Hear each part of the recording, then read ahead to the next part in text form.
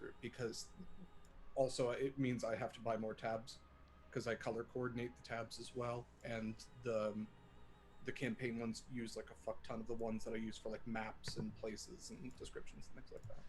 I used to do that in college. It was the only way that I could like attempt to study. So I didn't have to Yes. keep looking up the same like stuff over and over again because that would annoy me and I would just stop. What is studying? Yeah, I wasn't very good at it. I'd never really done it. I can 100% tell you that I studied for maybe 2 tests in all of college. Isn't studying where you write math equations on the sole of your shoe? Mm, No, that math does was easy sound for me, correct. so I Wow, didn't you have had to a study math very soul? much. Crazy. Only in my shoes, which I'm not wearing, so I don't have one right now. Uh-huh. Okay. I had to study the hardest for my music classes, actually. Oh, really? That's how I had to learn to study. Was That's how you learn your arpeggios. Music. no, those were easy. I just had a very hard time at math and very, very untreated anxiety as a child, so I spent a lot of time crying. I had very untreated anxiety, but I was good at math. I was good at school. I'm not good at life. I was good at school. Yeah. They were not translatable skills, No. unfortunately. And Well, then the you get slightest. that existential dread where like you're a good student in high school and people like expect good things from you, and then you get to college and you're just average. And you're like, what do I do now? That was my whole personality. My identity. We had, yeah, everybody was convinced I was going to become famous. And when we had our first class reunion, they were like disappointed that I wasn't. And I was like, thanks. Aw. Thanks. If it makes you feel better, only 2 people from my class of 200 went to my 5-year reunion. We Yeah, actually I think had you're more kinda people at famous. our 5-year reunion. What'd you say? I think you're kind of famous. Oh. Yeah. Thanks. Yeah. Shucks. You have like 1,000 followers, maybe more. I only Few say more. 1,000 because it's the highest I can count. Too many digits. Speaking of the highest I can count, let's transition over to the actual doobly do. Didn't get rid of the thingamadidge. Hi everyone, welcome to the Stalwart Initiative. Sorry, this is going to take some time getting used to not being able to hear myself through the thingy. Yeah, we're back with Ventures in the Verse, our D&D 5e Dark Matter campaign. And yeah, very, very excited for episode 2. We are should have less technical issues, knock on, cheap wood. But we're hoping to continue our assuredly well-composed party dynamics, because we have our own ship, the Peach Cobbler, and we have a nice southern greeting going into meeting a mob boss. So, what more can you ask for? So let's go around and I will adjust everybody's camera thing because they're all wrong. We'll go around and meet everybody, and let's start with our very own Ruby. So Taylor, can you introduce yourself and Ruby for us today, please? Today I am playing the role of Derek Sword DM. Just kidding. That You was were. the slot I was in. No, by all means, please. Oh let's no. see what you got. Oh no. Let's see what you got. Let's see. I'm Taylor. I'm playing a gnome. Ruby, if you were with us last week, you may know her as Fake Monica. And look forward to keeping up the antics. Awesome. Let's slide on down to Graham. Graham, introduce yourself and Arza to us, please. Hello, everybody. My name is Graham, or Graham Crackers, and I am playing Arza Vosh, your changeling rogue. And currently, I am appearing like a southern halfling, with a big cowboy hat and some like suspenders and overalls, and maybe like a white T-shirt. I'm standing on the ruins of the Peach Cobbler. She's not ruined. Yes. Say, hey, good sticking up for the Peach. With that paint job, she might as We well be ruined. love her. Yeah. We've got a lot more crashes to go with the Peach Cobbler. Hopefully we can at least duct tape it to whatever ship we do end up having. That would be great. Awesome. Let's slide on over. Katie, can you introduce yourself and Val to us today, please? Well, I'm Katie Quixotic. You can find me everywhere as Katie Quixotic. Really good branding there. I am playing Val. She's a paladin and is a Kalashtar. Nice, nice. Okay. Yeah, that's right. You're a Sepulchre Knight. I have to keep remembering that because, because it's kind of a weird dynamic with my character, Zama. Zama is an Aviara, and part, what is it? Part Son Above Cleric, part Circle of Configuration Druid. So I'm all in on the dark matter. Let's see how it ends up, and super excited to test out some stuff. So let's slide on up to our one, our only DM, Derek Sword. Derek, take us away. Hey, that's me. Hi, everybody. I'm Derek Sword. Thanks again for joining us once again for our Dark Matter campaign. This is episode 2, so if you're joining us now, it's the perfect time. To give a little of the background of what happened in our previous episode, all of our players and their characters met with a renowned, more infamous Goliath named Volkrieg Hammertooth, a mercenary bounty hunter, no job too dirty kind of individual who was looking for a new crew on his ship, the Vendetta. Volkrieg didn't seem to have a lot of great candidates besides our players, so he hired them. And during their brief celebration, the characters noticed that they were being watched by a suspicious individual at the bar.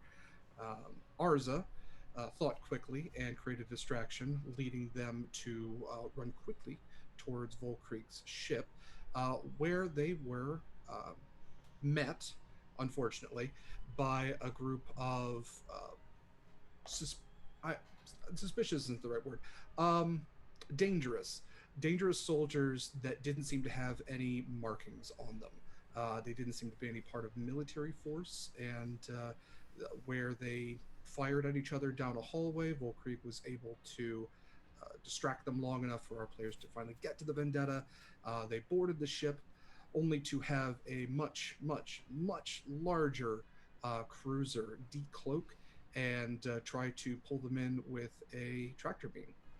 They were able to avoid the tractor beam and do a void jump. Unfortunately, right before their void jump, they were fired upon by one of the ship's massive artillery, and the Vendetta was barely holding together as Volkrieg pushed the rest of his crew into the shuttle, their life raft essentially, and shot them off into space. The characters watched as the Vendetta exploded, presumably with Volkrieg dying along with his ship. They floated for some time through the black, and with the coordinates already plugged into the shuttle, they landed on a space station, essentially. I guess more of a planetary station, an oceanic planet that they have yet to determine what its name is. They exited their shuttle safely and were met, not necessarily greeted, by a halfling who was flanked by a well-armed hobgoblin and a Vect juggernaut, basically a very large, dangerous robot. And the last thing that we left off with was the halfling was, I guess, greeted by Arza, who had taken the form of a small southern halfling, who gave a nice howdy. The halfling did not reciprocate, but instead put his hands together and said, "Who the fuck are you, and why the fuck are you on my station?" And that's where we're going to pick up. So at that very moment, you've just been presented a question. How would you like to answer? Well, sugar, our shuttle seems to have crashed here. Kind of had some mishaps up in space. Your shuttle looks fine, by the way. That was actually a really nice landing. What do you mean you crashed here? It looks like you intentionally landed on my station without proper permissions. You're lucky that I didn't shoot you out of the sky. Well, we were given these by Volkrieg. He said he had some friends here that we should I'm sorry. Volkrieg Hammertooth? Can I roll an insight check? Yeah. See if they're on good terms. Wait, I have the button. I can just click it. Not that I am very insightful, but I'm also not very insightful.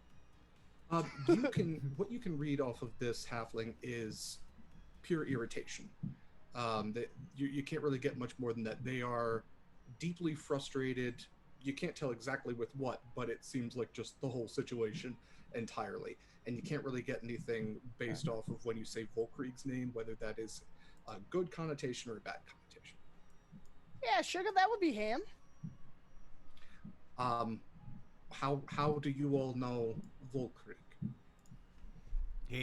We were training for him earlier today, yesterday.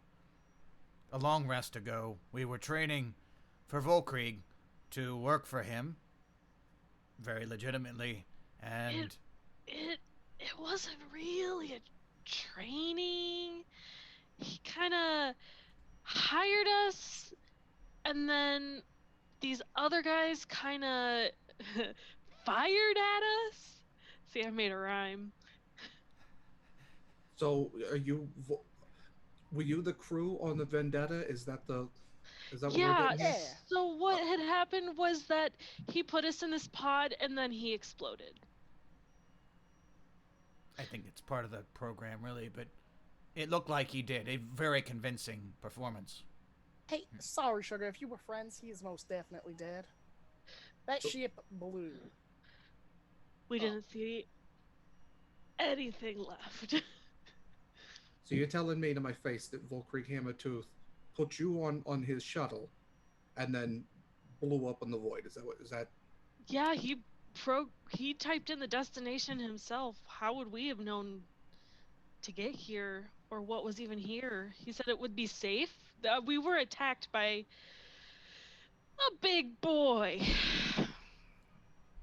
The people All right. didn't wear any insignias, and their weapons didn't look familiar in any way. You know what? Actually, I was wondering. You all look so familiar, except for the weird little halfling with the strange accent. I've seen your faces before. Um, you're gonna love this. K1LR, can you pull up the news segment? This is great. You're gonna love this. Again? Again, what? It's just gonna be a wanted list. Just roll it. So the Vec Juggernaut kind of pulls up his arm, and from the gauntlet, like holographic screen opens up, and you see kind of like a news stinger that instead of like the planet Earth, it's like the galaxy just kind of spinning, and you hear dun dun dun dun dun, and it says you see a well dressed elven gentleman sitting behind a desk with some very nice robes on, and he looks to all of you and says, from elves, I am Gradian Understand. This is ELFS, the Elven Lightsphere Service. Shoot, I just forgot what it was. The Elven Lightspeed Frequency Service. There we go. And he looks to all of you, or I guess looks to the camera, and says, tragedy struck earlier today as the station Spheres 1 was beset upon by Rothians. There were no survivors, as the local bar and several of its patrons died. We seem to think that the names of the people who died aboard this station include the renowned Volkrieg Hammertooth, including several others. We shall show their names and pictures now. And you see kind of a scroll start going down the screen, and you see a number of familiar faces if you picked up anybody from the bar you were in. And you kind of pick up that when you all took off, that station attacked where you were. And a lot of those people there lost your lives. But among the several people that you recognize, including the troll behind the bar, you see your own faces. You see Ruby Neck with a picture that is kind of maybe like your student ID or something like that. And you see each of your faces, each of your names with kind of brief description of your title, if that's even something that that would be readily available. Um, and it cuts back to the elf. He says, "Our thoughts are with each of the families of those who have lost. In other news, the Empress's daughter is still missing." And you see the kind of the screen cut off, and he goes, "I knew I'd recognize you guys. I always would look out for this kind of mass galactic destruction kind of stuff. It's weird. It's one of my hobbies. Anyway, you all are dead, I guess. Yeah." This is actually really good news for me. Yeah, I mean, this is definitely the best news that has hit me. I'm just gonna all elbow day. Arza like really hard. Like, come on. You know that's not the only news though. I recognized you from two places because this was, you know, of course, your mainstream news. That's what they tell all the common folks. But you know, I got access to these back channels, and you're dead to most people, but to some people, you know. And he kind of points up to K1LR, and the screen flashes and it shows bounties with each of your pictures. And the pictures now are actually like surveillance camera footage from you running down the hall and fighting with the soldiers that you encountered. So there's a picture of Ruby, but she's upside down, standing on the ceiling. There's a picture of, I guess, the form that Arza had taken previously. So the halfling that you've encountered is a little put off by, you know, there's not this Arza, there's a strange little blonde halfling. And yeah, so he shows you those as well. It says, so I guess you guys are worth some money then too, huh? This news isn't as great as I thought it was. Now, the people, out of character question, the people who fired on us didn't look like Rothians, right? They were human. No, they were humanoid. They were wearing a helmet, very, I guess, stormtrooper. Like you couldn't really get any clear sign of them, but you would kind of infer that the helmets they were wearing wouldn't be fitted for bird heads, but maybe humans, maybe elves, maybe hobgoblins. Those would kind of fit this, but they were very, you know, 5 to 6 feet tall, humanoid frame, 2 arms, 2 legs, and Gotcha. and a head that would fit into a human type helmet. Gotcha. So Val is like listening to all of this, and is the surveillance image? Does it have like a full picture of her? Does it have her like in the half cover where you only can see half of her, or is it from when she like is she fully in view? She's fully in view. You would almost think that the cameras were at every point at that corner. Okay. So the image actually shows Val full on, but she's kind of like turned and facing around the. So it's more of a profile of Val than anything. So, was the station not actually attacked by Rothians? Oh no. Well, I mean, sometimes, maybe, probably not in this case. No, Rothians definitely. You know, you go to the outer reaches and they're a problem, but they use them as an excuse anytime that one empire of government, you know, and anybody with a lot of money and power. Rothians are a nice cover word, if you know what I mean. Are you familiar with who it was that attacked us in those videos? No, but they got some money based on the bounties that are on your head. So, I guess my question is, why shouldn't I collect that bounty? Because we were How tough does he look? useful. He himself, probably not that tough. He has What a about repeater his, on his yeah, waist. what about the other two? Other two significantly more so. The hobgoblin has several kind of like single hand guns on him, in addition to a rather large rifle, which he's kind of strapped to his chest and is holding. He's not pointing it at you. The Vec Juggernaut is also intentionally intimidating. It's not your standard humanoid Vec. It's more like it's kind of like when the Warforged, they have the regular Warforged and then the big hulking ones, and this is more of a big hulking one. It has an entire arm, which is a blaster. It has the other arm, which is like a claw clamp. I'll be staring. Zama will be staring stupidly in admiration at the Vect. The pinnacle of Yeah. yes, it's good. Well, I suppose you could hand them over, get the money, but do you really trust someone who'd be willing to blow up an entire station and kill a whole bunch of people for almost nothing?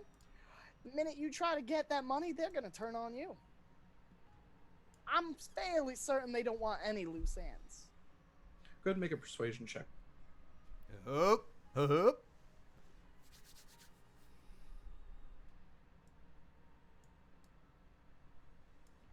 It's a 13. He looks at you and he says, "I don't even know what you're doing here. You weren't even on the cameras. Did that elf? Did they die?" I'm gonna elbow Arza again, like, come on. We're all in this together. I'll dance. Well, the way I see it, all of y'all are in this together. But let's just say that elf probably doesn't want to be found if they are alive. And I'll roll a deception check. Okay.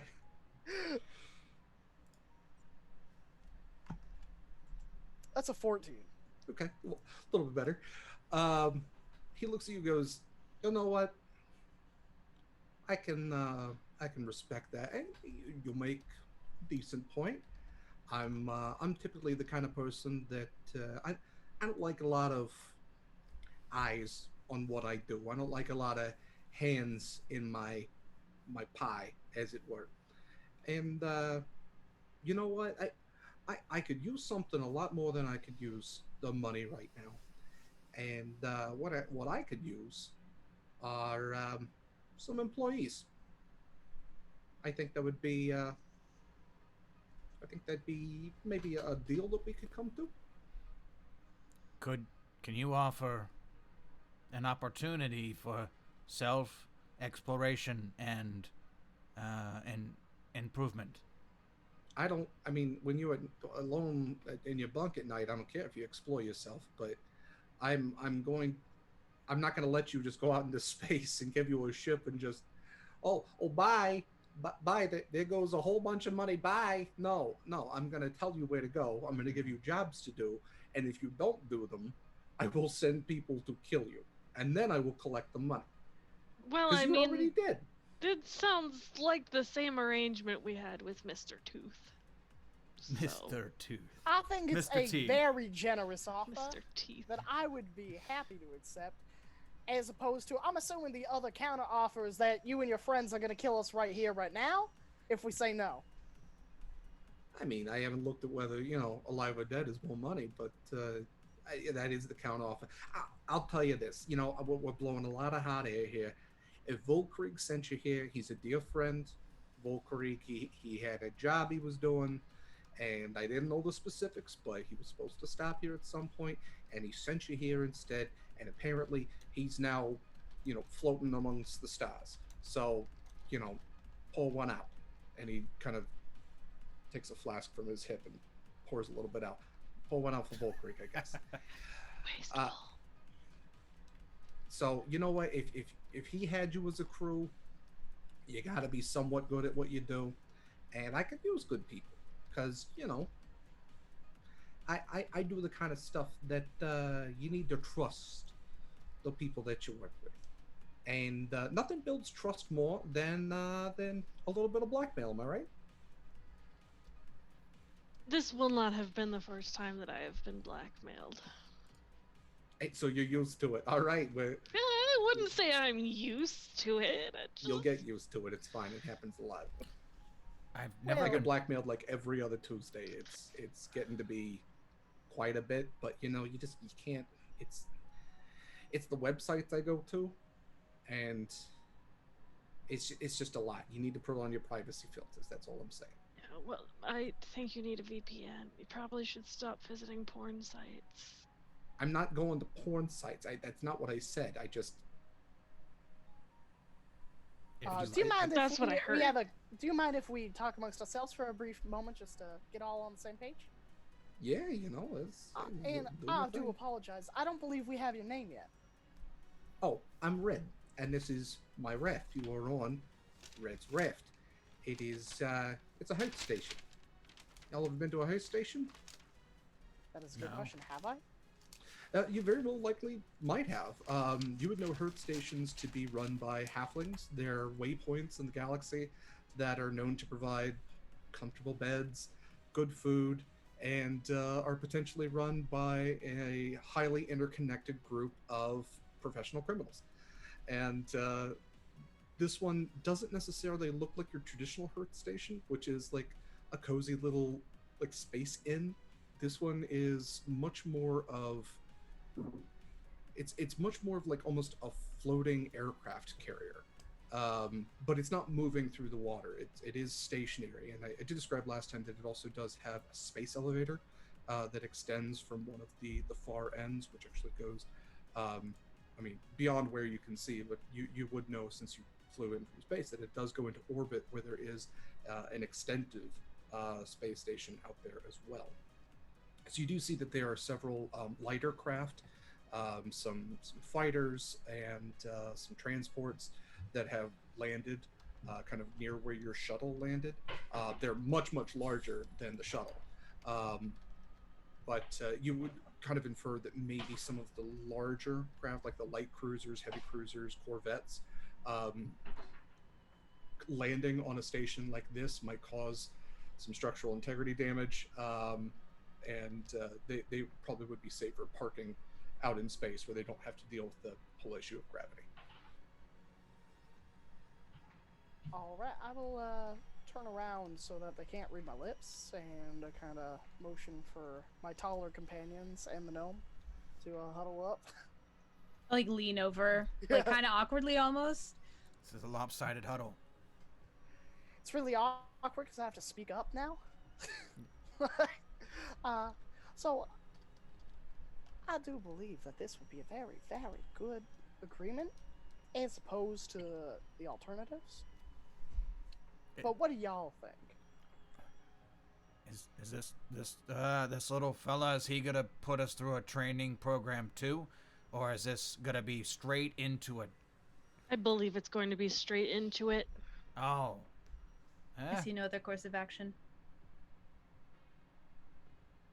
I would agree with that, but I would also like to say that I think I'm worth a much better bounty. Just throwing it out there.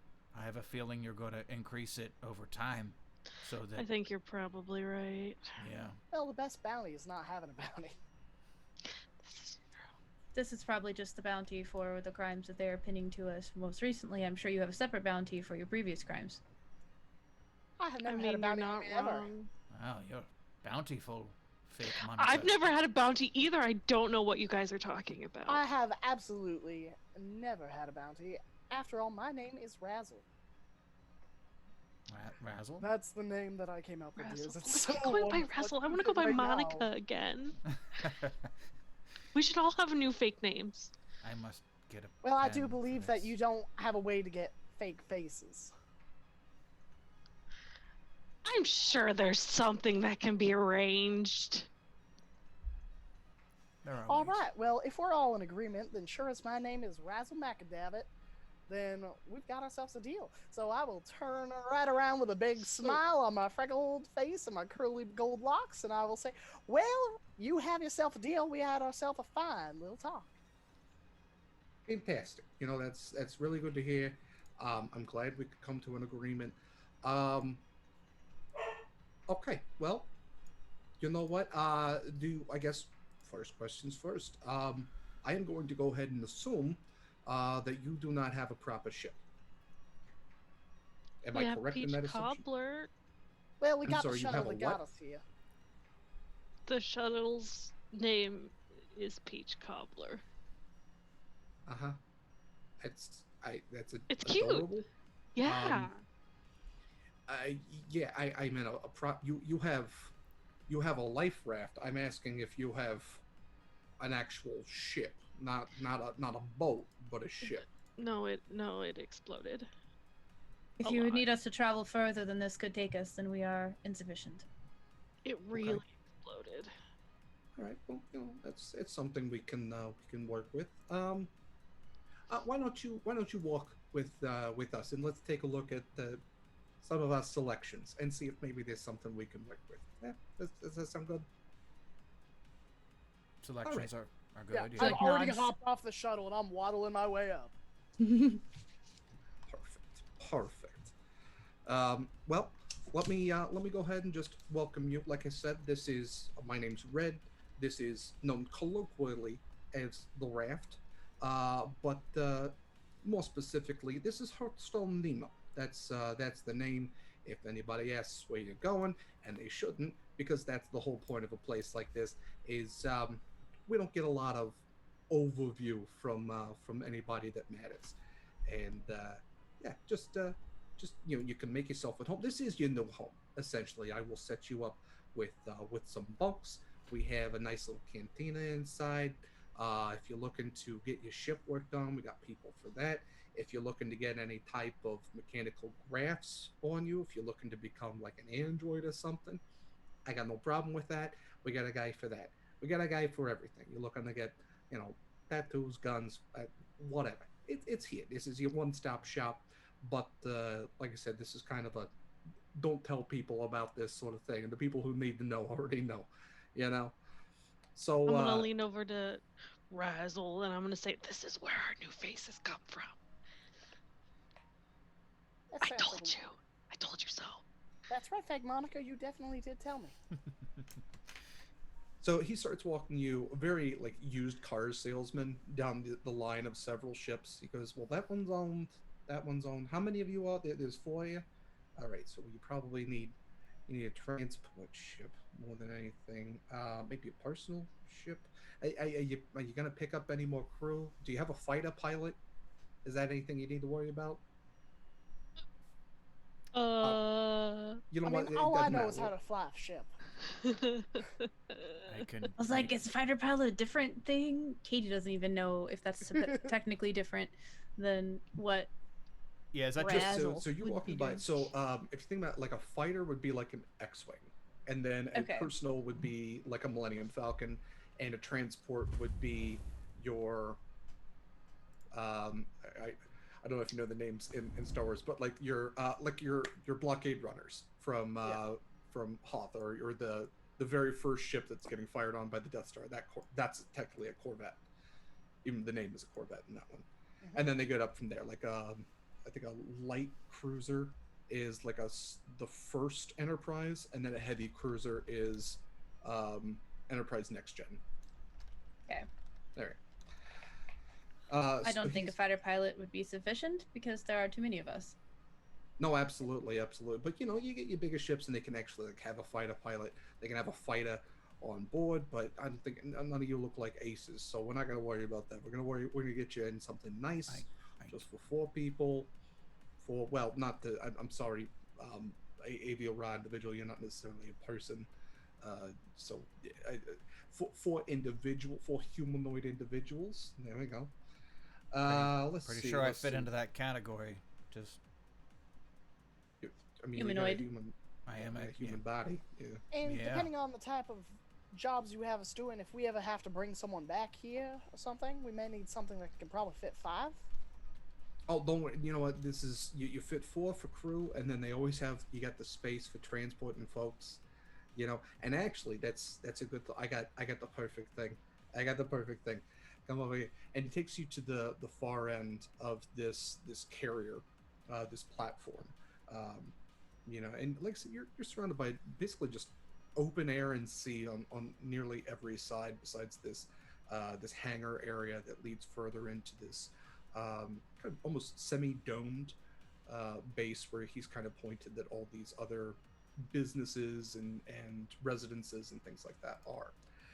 So you're in the open air right now, and he takes you over to what would be a personal size ship. So that's going to be, I believe it's 200 feet by 200 feet. if I'm right. It's either that or 100 feet by 100 feet. But either way, it is going to essentially fit 4 people. Sorry, give me 1 second. Personal size is Millennium Falcon size, right? Yeah, it's your Millennium Okay. Falcon, it's your Serenities. So he takes you over to what very much looks like, for those of you who would know, a human, like a hegemony ship. So this is going to be your alliance, your standard, humans in space kind of thing. Because there is also in this setting a humanoid civilization which uses essentially Gundams. They call them frames, and you do see a couple of those, which are kind of standing there, and they have like laser swords and all sorts of stuff like that. But no, this is for the most part a hegemony of man ship, and he points out. He goes, I think this is going to be definitely 100% what you're looking for. It's perfect for a first ship, for a small crew like y'all, and I think honestly, if I was gonna be starting to span the stars and whatnot, this would be the perfect kind of ship. And you Does look, it does it have a name? I'm sure it did at some point. When he points at this ship, like I said, it looks mostly like a Gemini Man ship, which has, very like fighter jet look to it. It's very utilitarian, um, but the paint, you can kind of see where it's cracking away at several points, and it's looks like it's gotten at least 4 different paint jobs, just one over the other. It's pretty ramshackle, and several parts of it seem to have been added on that different types of different civilizations. Essentially, you see like some parts which might even be indicative of dwarven editions, orcish editions. Um, Ruby So doesn't it's see like anything. your standard used car when you're like just getting your license, like the fenders held on with duct tape, kind of. Yeah, the fender doesn't match the frame. It has one of those like music systems that was put in for cars that used to have Yeah. cassette players, but you wanted to play CDs. Yeah, it has like one of it's essentially that, but All in the tires spaceship are form. different. Right. Yeah, all the rims are different on it. Yeah, he says, this used to be a privateer, but as I'm aware, it was used in a couple of different dropship situations. I believe it was a medevac for a little while, and I think the last owners was some smug. Actually, I know some last owners were some smugglers, because they lost it to me in a game. So I came into ownership of this. It's recently towed in, so it's fresh, and I'm willing to part with it in exchange for your shuttle and But you two wouldn't hundred really thousand be credits. parting with it. We're using it for you. Oh no no no! I mean, you're gonna work it off. This cost me. This is something that I could sell. In addition to, I could also turn you in for money. You are going to pay me for this through work. Okay. Lean Can we over and I'm have like, the shuttle put onto it? Do you mind if I'm I look at it real quick? you I by all mean, I'm means not The gonna take. get in. I'm just gonna go around. Yeah yeah. I'm gonna look if there's any I'll tracking help you. on it. Like if there's any outward signs of like that there's a tracking device. Sure. Go ahead and make an investigation check. Sure. Okay if I roll real dice? Yeah, go for it. Click, clack, math rocks. Yeah. Investigation, right? Okay. That's a 12. Okay. You kind of take a cursory walk around the ship. It takes a little bit, and it's a sizable ship. But you look in some of the obvious places. I think Arza, having hidden themselves through several years, is used to maybe a spurned ex trying to track them down and putting a tracker on a ship, something like that. You don't see any of the obvious trackers or anything like that. Do you have any tools that could help you? Any scanners or anything like that might help?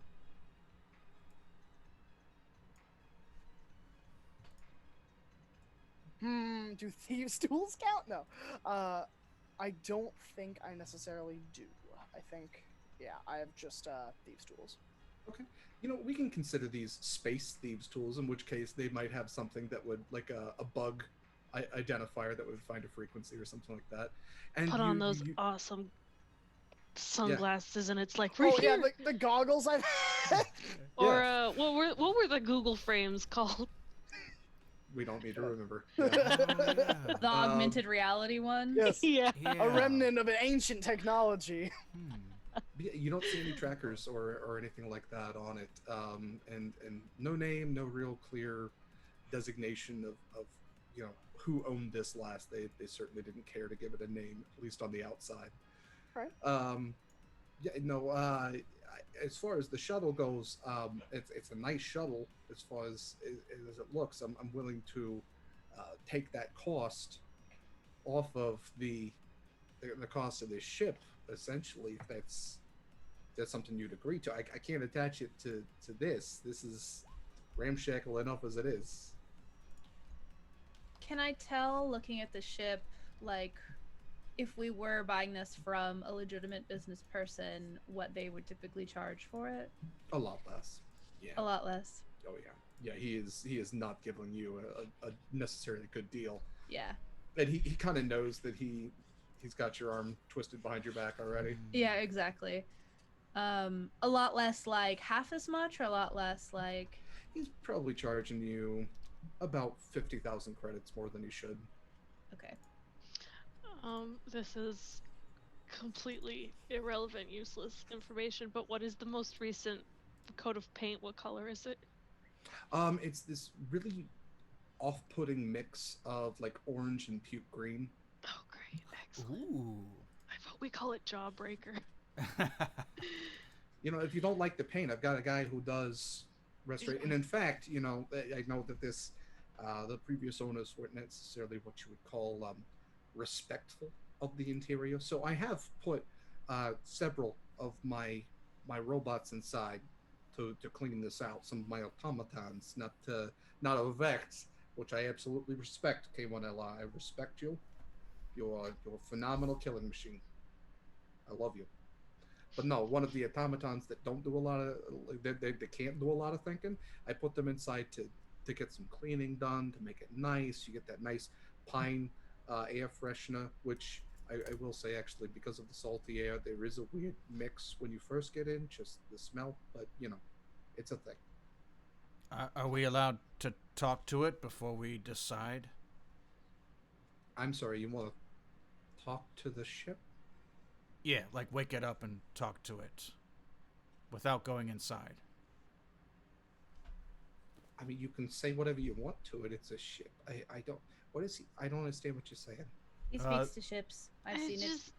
So I'm just gonna walk over and He's Derek, not you. gonna hurt it.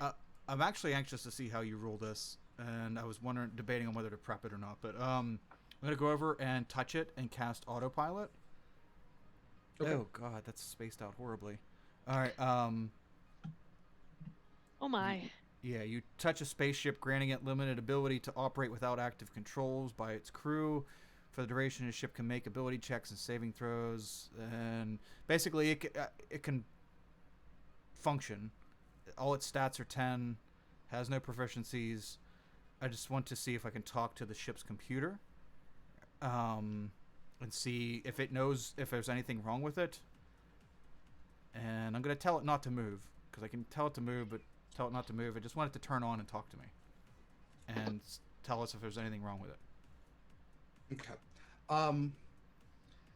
I think what I'm going to rule is that for Zama to converse with machinery, there has to be like a direct contact with a port of some kind.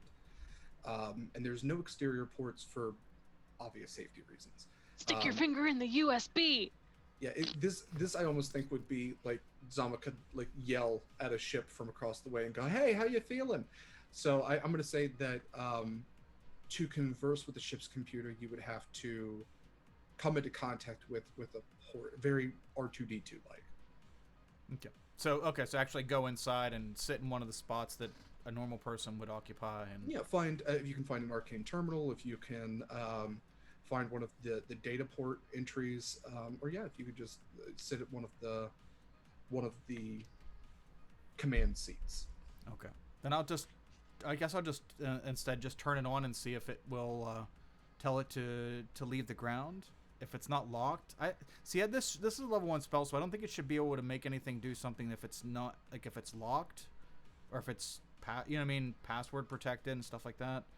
So yeah, I don't think that you can. You can if it's password protected. It basically gives you control over a ship that you would already necessarily have control over. Okay, so okay. Yeah, and ships always are on. Mhm. Essentially, that's how one of the void crystals works. Is if it ever does turn off, it creates a singularity and essentially a black hole, which would destroy everything around it. So they always have to have power running through. That's what the void crystal even does. Is it channels power through everything else. Good to know. So never let the pilot light go out on a ship, or we all die. Okay. Yeah. Good to know. Okay. So I guess I won't, knowing that I have to be inside to communicate with it. Then, yeah, I'll just forgo all that. Unless we can go inside. I'll ask him if we can go inside instead. Well, I mean, do we have a deal? I will sell this ship to you as long as, like I said, you do a couple of jobs for me. The payment eventually adds up. You pay off your ship. I mean, do we have a deal? As long as your ship is not broken, I'm in.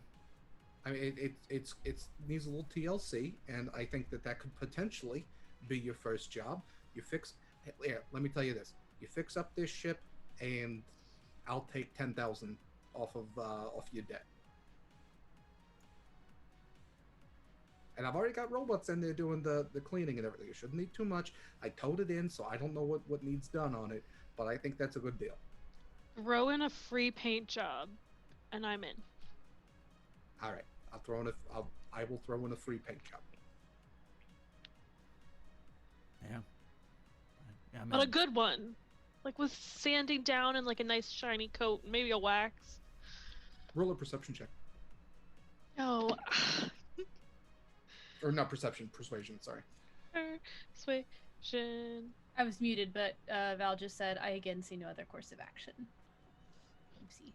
Yeah, that was a good roll. Yeah, you know what? All right, I will give you one of our quality. Normally, this is kind of like we got a chop shop paint job. You know, you get in an altercation with some law enforcement. You come here, you get a repaint. Very Grand Theft Auto, but you know this. I will give you a nice quality paint job. We will have this. We will sand down. We'll get all the previous layers off, and we'll get your ship looking nice and pretty. Sound like a deal? Yeah, that sounds good. All right. I mean, it doesn't sound great, but It sounds like the best you're gonna get. Yeah, you got my arm twisted here. I should do. Which I literally could with my Vex friend here, because he's got a claw that's very. Your robot husband? He can he'll twist your arm off. Now, did you say that their name is K1LY? LR. K1LR. Yeah. So like killer. Yep. I never realized that. Yeah. Yeah. You should know the name of your robot husband. His name is K1LR. That's what I call him. Yeah, but. And you don't know the source of our relationship. You didn't refute it at first, so I'm just gonna go ahead and assume that you guys are at the very least lovers. Yes, let's decide on a color for our new paint job and get this ship in the sky. How about you go clean out your ship first, and then we can talk about. I mean, your friend here literally just almost took off with it on autopilot. So I didn't say nothing about that. So why don't you go just clean it out real quick, and we'll go from there. All right. That sounds wonderful. I'm gonna start walking back that way right now. In fact, I'm already walking. I'm gonna catch up, and I'm gonna be like, "Are you gonna change back, or is this like the new you?" I absolutely adore this face right now. I'm just feeling being cute. You remind me of my kindergarten teacher. And you remind me of someone that walked on the ceiling. Don't say short. Okay. Well, I did do that, so I know. I mean, I was assuming you were gonna go help me in that fight, and I guess you started after I was already unconscious. Remind me of Lionel Richie. But what are your thoughts on this? I like the hair very much. I do too. I was wondering about the freckles. I might change it. What if they look like stars? I mean, who's more freckly, me or him? Roll a freckle contest. Okay. I Is that think a Arza charisma would modifier? Yeah, I think Arza would inherently be more freckly because they could always create more freckles. It's a Yeah, but 24 at this for point in adding time, charisma. at this point in time, who's more freckly? I think I think it's a non-game because if Arza I mean- noticed one more freckle, like See, if Ruby's but I just don't standing think- in the sun and a freckle appears, Arza just like creates two. He's the Hydra of freckles. So yeah, so I think the way my thought process is on this is that with Arza, every face is like a meticulous artistic representation. It's So respectable. it's not a matter of how many; it's the like every freckle is Placement. placed perfectly to make like this immaculate, homogenized halfling appearance, and like I bet some of them look like stars or moons. Like if you got really finite detail. The nebula. Okay. on So your I'm gonna lean face. over and I'm gonna say, I think you need another one like right here. I think it would throw off the bounce, the face. You know, you've gotta have your parallels. But what I can do there is is something poof, very. My pupils are now stars. Oh wow, that is something else. All right. Well, that was very interesting to Well, watch. I was making. I was already walking. Yeah. Okay. Okay. Yeah, we're gone. I didn't want him to look. I have a lock on here, so I'm going to I'll go ahead and open this for you. And he kind of looks over his shoulder a little bit, but it's very clear to anyone he doesn't block it at all. He puts in the code, which is just 1111, and the hatch, the landing hatch, kind of opens with a hiss and slowly lowers with a couple pistons on either side, and you essentially have access to what you would know to be the cargo area. Has a ramp where if you were loading cargo onto the ship, you'd be able to do so, and you have access to your new ship. Does it How smell like trashed is it? pine? It does not smell like pine. It has a very stale kind of air smell to it that maybe it was open previously, but not for a very long time to air out. And yeah, there's very it's not terribly unpleasant, but it's not like the fresh sea air that you are breathing right now. Just leave that door open for a while. So, like I said, my automatons have been on there. Hopefully, they have cleaned up a decent amount. If they're done with their job, just say go home. That's the end command word, and they'll exit. And y'all can. Well, once you're done, let me know so we can get this painted. And I got jobs lined up. I got no shortage of jobs to do. Every craft you see here is doing a job for me, and yeah, they just keep going. So let me know. Maybe create a more secure password. Maybe don't look at people's passwords. What's wrong with you? We need to know it if we're going to operate the ship. No, Correct? it's not. You can. He so when he pressed the password in, he actually took the lock with him. It was a locking mechanism that he attached Oh, to his. this wasn't like how we access the ship. Right. Yeah. This is your ship now. So if you wanted to add a locking mechanism, that's something that you could definitely do. Okay. Never mind. I guess I wouldn't have said that because I thought that was the access, like him accessing the ship. You know, it's all good. You know, we make mistakes, and sometimes the DM forgets to say stuff. So you know, it's on everybody. All right. So what's our next move? Does it still look really trashed inside? Are you all going inside? Yeah. I thought we were going to the shuttle to get our stuff. Oh, I thought we had already done that. I've already got my stuff with Oh. me. None of Well, us have like I very don't. much stuff. I think. feel like Yeah. I definitely left my stuff on the shuttle. I don't. Wait, I isn't feel like you that like did. what we were Spread out. walking to though? Yeah, that's we were why having I thought, the freckle I thought conversation. we were already, yeah, that's why I assumed that we were walking to go get our stuff. Oh yeah, no. So we grabbed our stuff, and I assume we're back now. Yeah, okay, You've that's gotten all your stuff. The hatches. change is the eyes open. back before we get back to the ship. Yeah. Okay.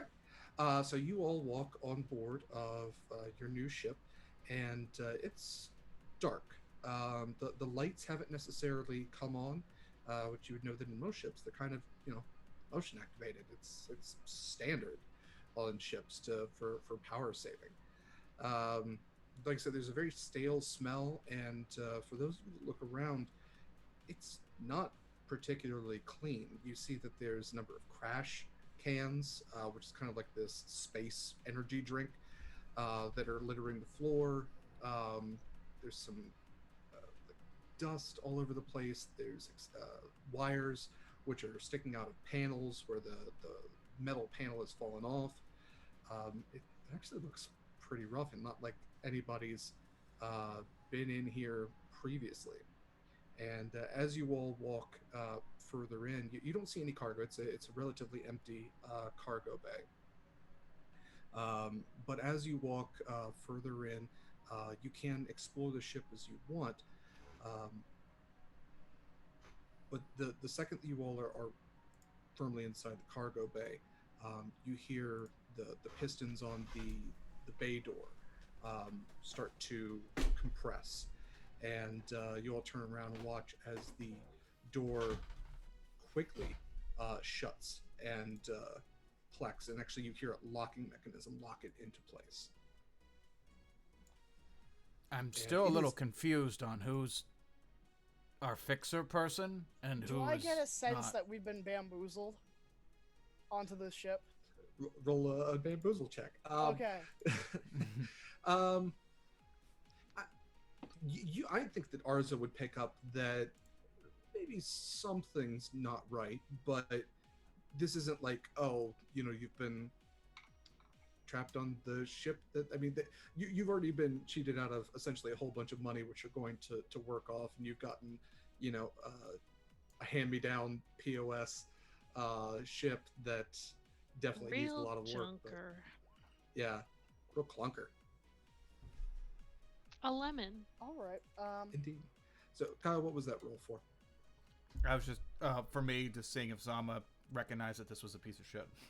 Oh yeah, certainly. Zama being someone that isn't even that familiar with ships, because you don't even have a bonus to your technology roll, do you? Just one. Okay, yeah, just yeah. one little one. Yeah, I've been even on them. Zama, I've been on them. I just don't know anything about how they function. Yeah, no, Zama does like a full 360 owl head turn, and goes, yeah, no, this is garbage. Yeah, this is garbage that hopefully flies. Is there like a central computer? Yeah, the central computer. There's got to be. You would know there has to be an arcane terminal. Wouldn't be a proper ship without one, and probably a central computer. There's probably two aspects to that. There's the control center, which you know is probably at the helm, and then there's the area with the void crystal, which would be like an engineering area. But there still isn't any lights on. No, you're in dim light essentially right now. So if you have regular eyesight, you can kind of see. Can I investigate to see if there's a way to turn the lights on manually? Yeah. You look around and there is a light panel, which seems to be connected to some disconnected power junction. So you could connect the power junction if you wanted. Yeah. Oh god, I know this is probably gonna be a bad idea, but I'm gonna do it. Okay. Quick question. Like, I know that there's like artificial intelligence in Ventures in the Verse, and the pistons and kind of the ship is reacting to us being there preemptively, and there's no cleaning robots. You do not see any cleaning robots. Like I said, this is a sizable ship. You're just in the cargo area. You'd have to do a little bit of walking to explore the rest of the ship. But yeah, at least this area hasn't been cleaned. I suspect those cleaning robots are fighting robots. Or like, maybe not a AI, but where would the logs or anyone that would install additional technology to a ship? It depends on the technology. If you're installing software, you'd probably be at the helm, where the pilot and potentially captain would sit. Okay. This one, you did see that it does have guns, so there are at least 2 gunner stations, and yeah, definitely you'd know that it probably has areas for transporting people. Definitely has a cargo area, and potentially more. Okay, I will, darlings, I'm going to go up to the, front of the ship and see what's going on here. Between you and me, I think this was a pretty shit deal. I'm gonna say, yeah, I think so too, and I'm gonna turn the lights on. Sounds very unsettling when the voice comes out of the little halfling girl. That's creepy, but okay. So Ruby connects the power junction, and all of a sudden the lights flick on, and there's this blaring fluorescent which now illuminates the entire area. And you can see that at the opposite end of this cargo bay is a door hatch which leads further into the ship, and there is also kind of, I guess, like a catwalk, which would lead. It almost seems like this ship would have two stories to it. Yeah, one before you There's buy a it. ladder system which leads up there. What's that? I was just saying, yeah, two stories. One before you buy it and one after you buy it. Yeah. So true. Yeah, I will hustle and bustle my way to the front of the ship. Okay. So yeah, intuitively, you walk through the ship. You've been on enough ships before. You would know that keep going forward, and you'll get there eventually. So you walk through the hatch. You do see a number of other hatches on the side. If you're taking a look, you'll see what's clearly probably a mess area. There's a bunk area. You do see where they would have a passenger kind of station where passengers could sit comfortably and not get in the crew's way. You can probably guess where the engineer and the void crystal would be. That would be towards the center of the ship to try to protect it from damage. But before long, yeah, you get up to the helm. There is no captain's chair, whereas the Vendetta had one. This is just it's a pilot station. There's a pilot's chair, and then three others. So you do have essentially somebody could sit there as a co-pilot, but they wouldn't necessarily have the control that the pilot would. And then there's areas for two people to sit behind. Okay. And yeah, you look out of the view window, and you can see just the ocean spread out before you, and yeah, very familiar pilot station. All right. So no doors have closed behind me or anything like that. Something spooky. To this point, no. Perfect. That is wonderful to hear. So I will go up to the main terminal, or like the pilot station, and I'm gonna start rooting around for any captain's logs, any relevant information of any mods or like logistics stuff for what has been added to the ship, or if there is anything like that. Like Yeah. So you would open just there's a ship map essentially, and it identifies all the different areas in this ship. So once again, you can see that there is a mess. There is a communication station. There are life pods. You see the command for life support. There is a probe. You have just basic sensors. You have a shield generator, which most ships have, and your umbilicus. You also have a medical bay, and there is a section for artificial intelligence. And the section for artificial intelligence, whereas everything else in this screen is flashing green, the artificial intelligence is flashing red with the parentheses around its sleep next to it.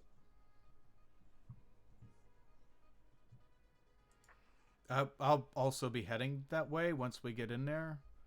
Okay. I don't if Arza, if you want to shut yourself in the cockpit or anything of that stuff, then that's fine. I absolutely do not want to shut myself in this cockpit. Okay.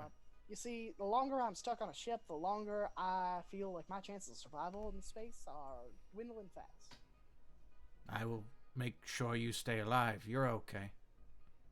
Oh, well, thank you. You are all right as well. But if you look here, and I'll motion for them to join me at the little logistics. There's an AI that's asleep on the ship. I believe they all have AI, don't they? They do not. Oh. No, artificial intelligence is specific to some ships. It actually does represent an actual intelligence, where some ships are just a car. This is like having a car where a driver could just appear out of nowhere and then also make you some tea while they're driving and then shooting a gun out of the window and also fixing stuff. We should introduce ourselves once we're all here, so that the AI is okay with us. I agree, but at the same time, if we wake this AI and it is not necessarily accustomed to strangers saying hello, I very much could see it sealing the doors and ejecting all the oxygen within this confines on its own. Again, we would still be okay. If it ejects the oxygen, I'll make sure you're okay.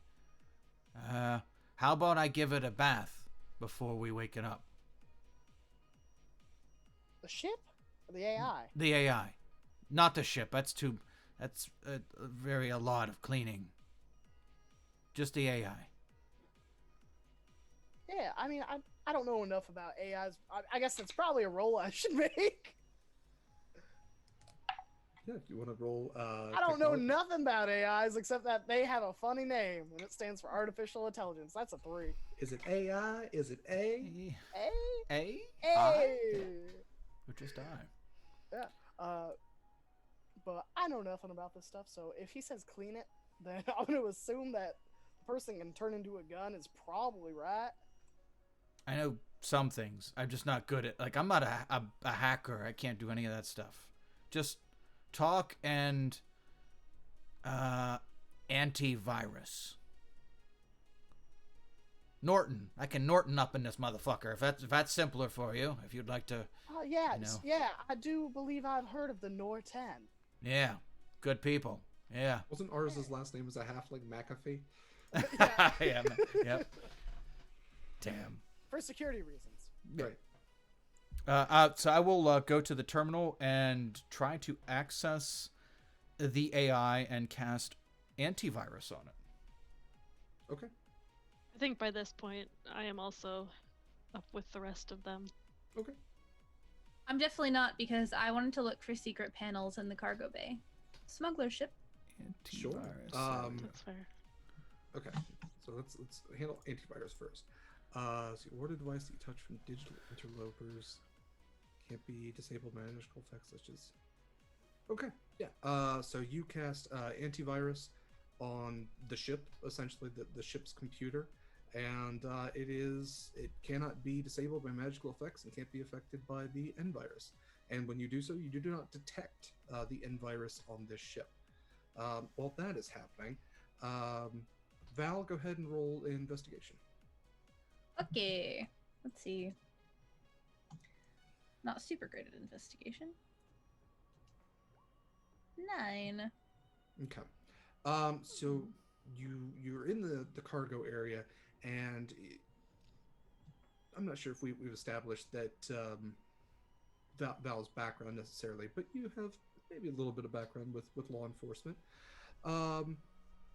So, Well, and I was also thinking, since we already knew it was a smuggler ship, that I might maybe have like advantage on the roll. Or... yeah, you know what? Sure. Okay. Yeah. you know to look for it in the first place. Exactly.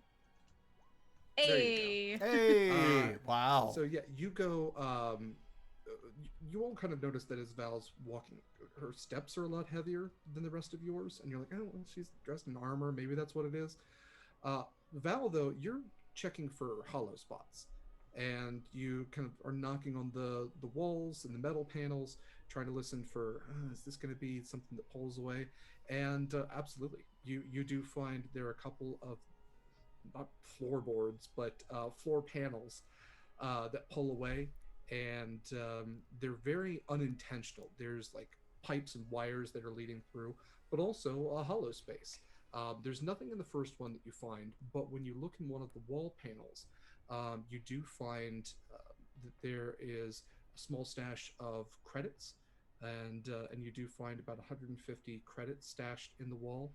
And as you go further and further in, you find a small mother lode. You knock on one panel and you notice that it sounds a little hollow, and your hand runs along the wall and it presses into this kind of open point. You feel a switch inside, and the wall panel opens and pulls away, and there is an assortment of weaponry. There are plasma blades, there are rifles, there's a small artillery kind of placed into this wall, and along with it, you see some other survival accoutrement. There are concussion grenades and health potions as well.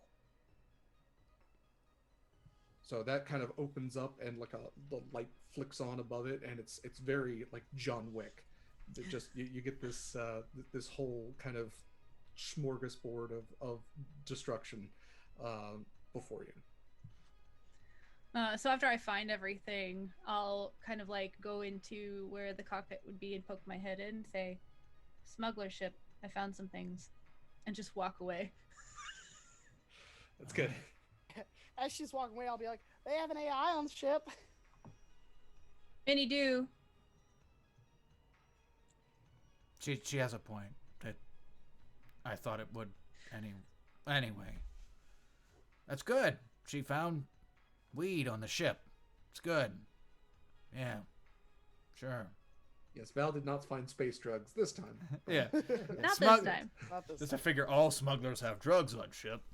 Can't be smuggling anything else. I mean, what else? Yeah. What else would they smuggle? Yeah. Spice, People- weapons, Everything roaches. nice. You spice. I think this People- falls under everything nice. We could just go full Dune and just have everything be about People- spice. Are we gonna crack open a box and there's gonna be like a whole girl in there? Yeah. Might be a little Uh, too on the nose. Uh, Her No, I name's think all there was Stream. was the weapons cache and then the credits, right? That Yeah, was you all found there? the Yeah. weapons, health potions, concussion grenades, whole assortment of that, Yeah. and yeah, the credits. well, that's good that we found that. Also, this voice is getting mighty tiring. I did not think it was going to be like this, but you know what? I'll stick with it. Takes You so don't much longer have say to everything. stick with it though, because we all know who you are. I think. Yeah, I'm Razzle. Your Razzle friend. Well, Dazzle's the alternate version. dazzle. Okay. Oh, okay. Yeah. But I'm wondering where those cleaning robots are, so I'm off to find them. If you hear me Keep putting screaming, on a that means show I've probably for been locked somewhere. I don't think you're gonna find them. So Arzo, you're going to look for the Razzle. You're going to look for the Yeah. cleaning robots. Yes, Okay. Razzle's gonna look for them. So you go walking through the halls, and before long, you actually do find a cleaning robot. At least one of them is in the mess, and it has like a vacuum attachment, and also like a dusting attachment, like a polishing attachment. So it's trying to like go over the surfaces while at the same time, like the bottom of it is like a Roomba sucking everything up, and it doesn't seem to notice you. You would know that automata are, especially these types of automata, are what are called single use. They don't have any thought. They're Roombas. Yeah, that's the best way to put it. They do Yeah. a job and then they go back to their docking station when they're done. So you do find one there. Ruby and sorry, I just forgot Kyle your character's That's right. name. Zama. Zama. Right. What are you two doing in the helm? I'm trying to make contact with the AI. I suppose I'm just watching him try to do that. Just hanging out, spinning in my chair. I found a chair. I'm spinning in it. Yeah. It doesn't go all the way around, but it goes like, yeah, it definitely just goes back and forth. So Zama, you would know that, yeah, it's a touchscreen because this is the future.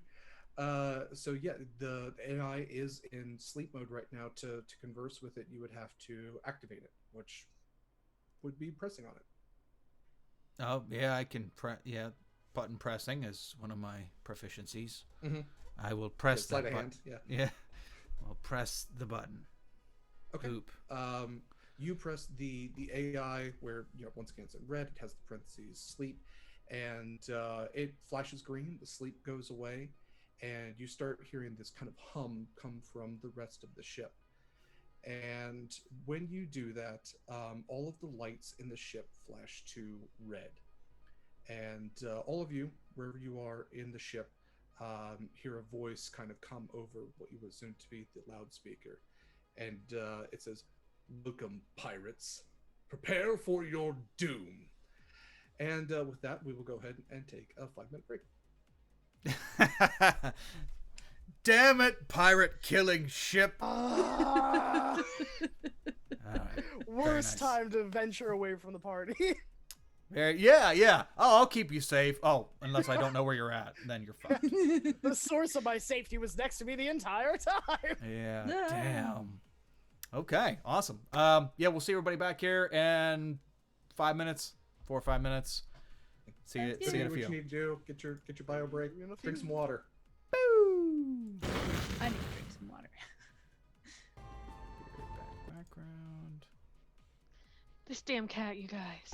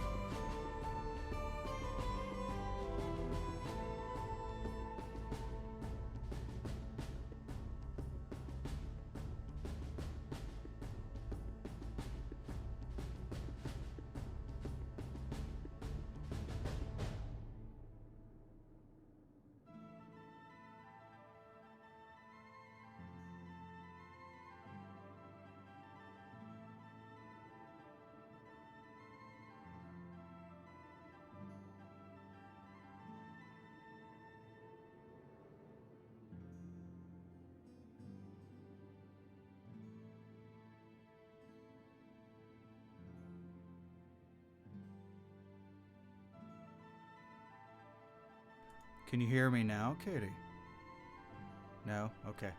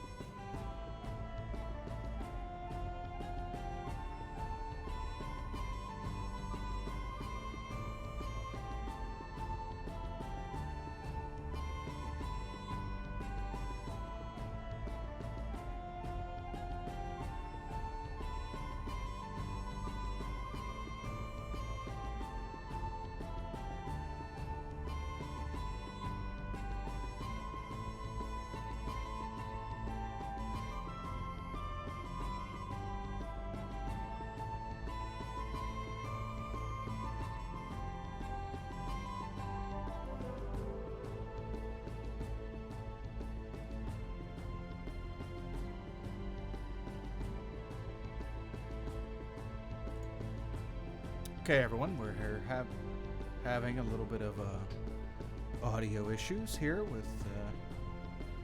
Yeah, we're working through it. We'll be back in. Should be back in 30 seconds or so. DNH, what's up? Good to see you.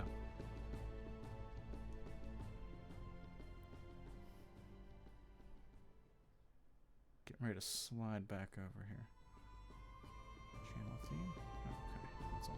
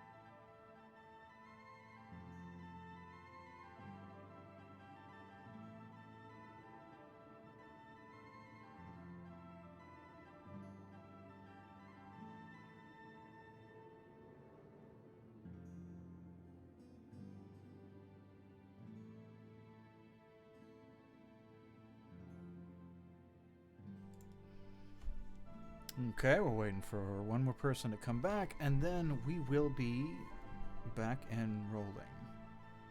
Oh, sorry, I left the mic on for you guys. All right.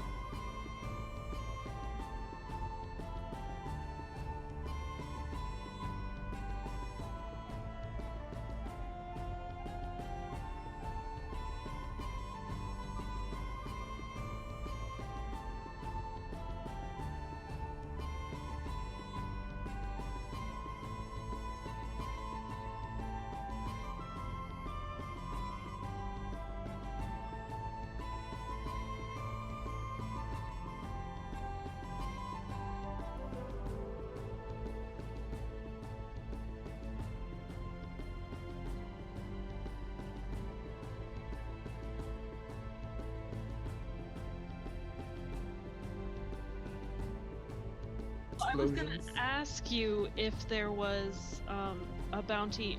So they had the news report that we were dead, but then there was also a bounty on us because we were suspected alive. Was there also a bounty on him? There was not a bounty that you saw. You did see each of your images. I guess to clarify, the bounty on you has been made through back channels. It's not like, if you go to a maw, you're going to be wanted. But for those who are hired for such things, mercenaries, bounty hunters, and other The black ops Mandalorian. individuals, you're known in those circles. But yeah, I didn't want to make it so that you guys just have to hide in the outreaches of space and everything. So you don't have to worry about meeting new people unless you want to. That's fine. But Is yeah, my previous bounty reflected in that or what do you think your previous bounty was? no? Probably less than this. Yeah, I was gonna say this one's sizable. Yeah, I would say definitely less than this, but I think it would bump me up higher than everyone else's. Yeah, and I should note, this isn't like an official law enforcement sort of thing. It didn't list crimes. It just listed that you were wanted. It's good to be wanted. Nobody wants. I kind of shoveled together a little more of her backstory to try and help me flesh it out. So I think, first of all, I think she knew what she was doing. She wasn't just trying to download a movie and accidentally stumbled onto it. She'll tell people she stumbled onto it, but I think she knew what she was doing. I think there was a specific purpose for that, but I don't know. I think she might have just been a teenager that's I can hack into things. Let me do this. In these first couple of sessions, we're all still figuring stuff out. Like I said, the next week is going to be the first week that I actually have 2 days off instead of 1 day. So I apologize if things seem thin in this Not at all. these first couple of sessions, but we will Not at all. we will sort things out together. I thought they've been great. Yeah. Absolutely. Yeah, I did have a name written down for the reporter, but I lost that post-it note, which means I need to write it somewhere else. It's okay. But yes, I wanted it to be a BBC sort of thing, but it's ELL. Huh. It's elves. Elves. Yep. Yes. That's not grammatically correct. I loved Okay. that. Is that in the book or was that you? That's me. I love it. It's so good. Okay, let's bring her back online. Voila! All right, we're all still in the same place. Nothing went hanky or crazy and changed. Awesome. Okay, we're back, everyone. Derek, you can resume as you please. Take it Yeah, away, take it away, let's take it away jump. now. I'll jump right back in. So you all have been I like it. threatened by a voice on the computer, which has identified you all as pirates. The lights have gone red, and Ruby and actually all of you, I should say, if you are... Let's determine where everybody is. So Zamarerik and Ruby, you both are in the helm. Arza, you are in the mess hall, and then Val, are you just in the hallways essentially? I went back to the secret gun cache and I was inspecting the weapons for if they were still in working order, basically. Are Great. these actually workable or are these now scrap? So I'm Okay. probably standing there and I've picked up some really big gun and started looking at it and activated it, and then it's the computer comes on, so I'm standing there with the gun in my hand. Yeah, you have one of the really sizable, scary ones, which I'm going to look at because they all have some fun names. But yes, so Val, you're in the hallways where the lights go red. Ruby and Zama, you watch as the hatch that leads to the helm closes. Arza, you see the hatch to the mess hall close, and then Val, you can kind of hear all the hatches kind of locking down. They all slide. Not with the shh from Star Trek, but with more heavy metal clank. And you all have been isolated, essentially. So yeah, Val, let's say you have a rec gun, an REC rec gun, which is revolving exothermic cannon. Operates on the same principle as a conventional blaster with an arcane battery hooked up to an aperture barrel and so forth. but mounts several blasters on a revolving cylinder. So essentially, you have a minigun. Yeah, you've gone full Jesse Ventura and Predator. Um, yeah, and I'm gonna say let's go ahead and roll for initiative. Okay. What? What? Okay. Hmm.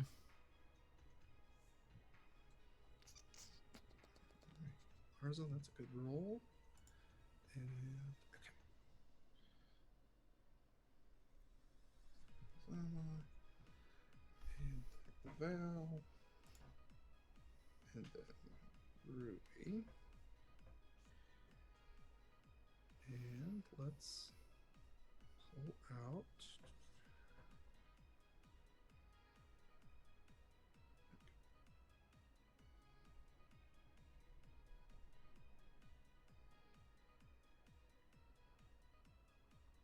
There we go. All right. Well, Yes. they're going to go last then. So, say, Arza, you see this automaton stop, and it doesn't have like a very clear, like Iron Man face in the way that that like Vect normally do. It has almost like a cylindrical head with like almost like a motion sensor that goes around the entire length of it. But it stops vacuuming for just a second, and it turns very slowly and kind of locks on you and starts moving towards you. And it is your turn first. How intimidating does it look? Like, this is the cleaning bot, right? Yeah, it's essentially a Roomba, so its motion is intimidating, but its actual Like, nature of I could intimidation. pick this thing up and just like carry it around, and it could not hurt me. I don't know if you could necessarily pick it up. It's probably a couple 100 pounds because Okay. it is medium sized. Okay. Okay. Yeah. It's like a 5 foot tall R2D2. Do I know if they have a device that can they get flipped over on their back? Like, if I lured this thing to some stairs and it like fell over, would it like just be stuck like a turtle? You would know that it doesn't do well on difficult terrain. But yeah, knocking something prone, it would have the ability to get back up. Okay. It does have treads on the bottom, but you could certainly knock it prone if you want to. Are there any tables? Because I'm in the mess hall, right? There's a table, yeah. Could it get up on the table? Probably not. It doesn't necessarily I am jump. going to walk up, climb onto the table, and just call out, I told you not to do that! Oh, this is not my day. I've been shot. It's still the same day, isn't it? Same day. I mean, Yeah. if you consider time through space, yeah, it's still been the same 24-hour period. Are there any? Is there anything on the wall? Because I guess my movement would be just getting up onto the table.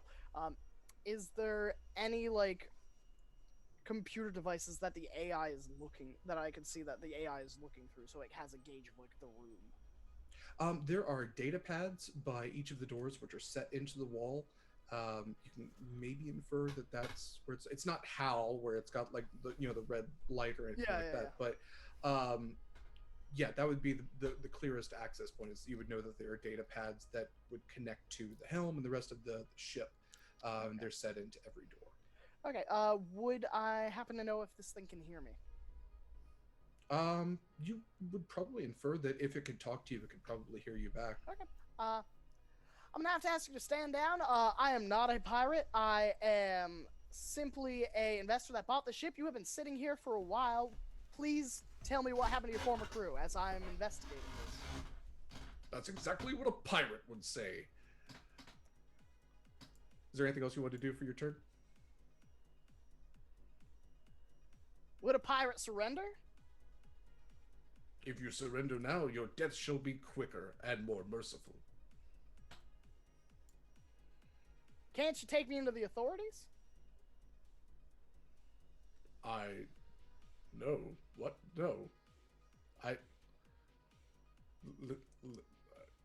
Well, Listen, clearly no, you are parked right here. Like, you can just put on a loudspeaker and say, hey, come get this pirate. Like, that's something you can do. No. Where's my crew?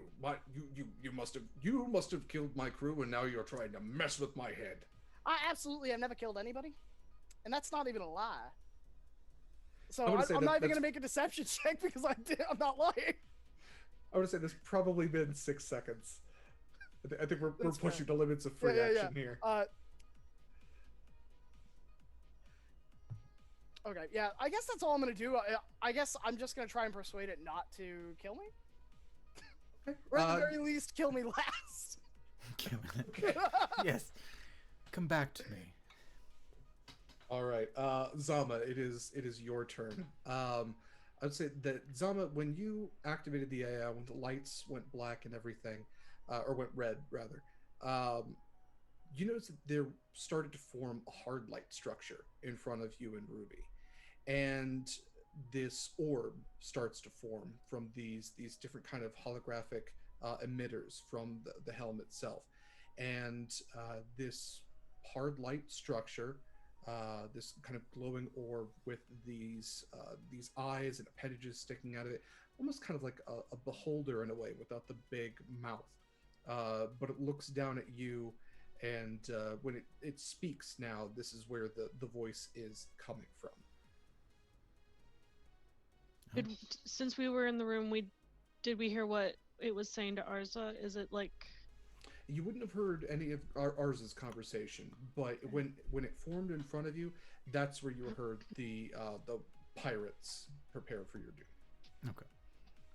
We're not pirates. We were sold this vessel, and we're here to hang out and do jobs and stuff.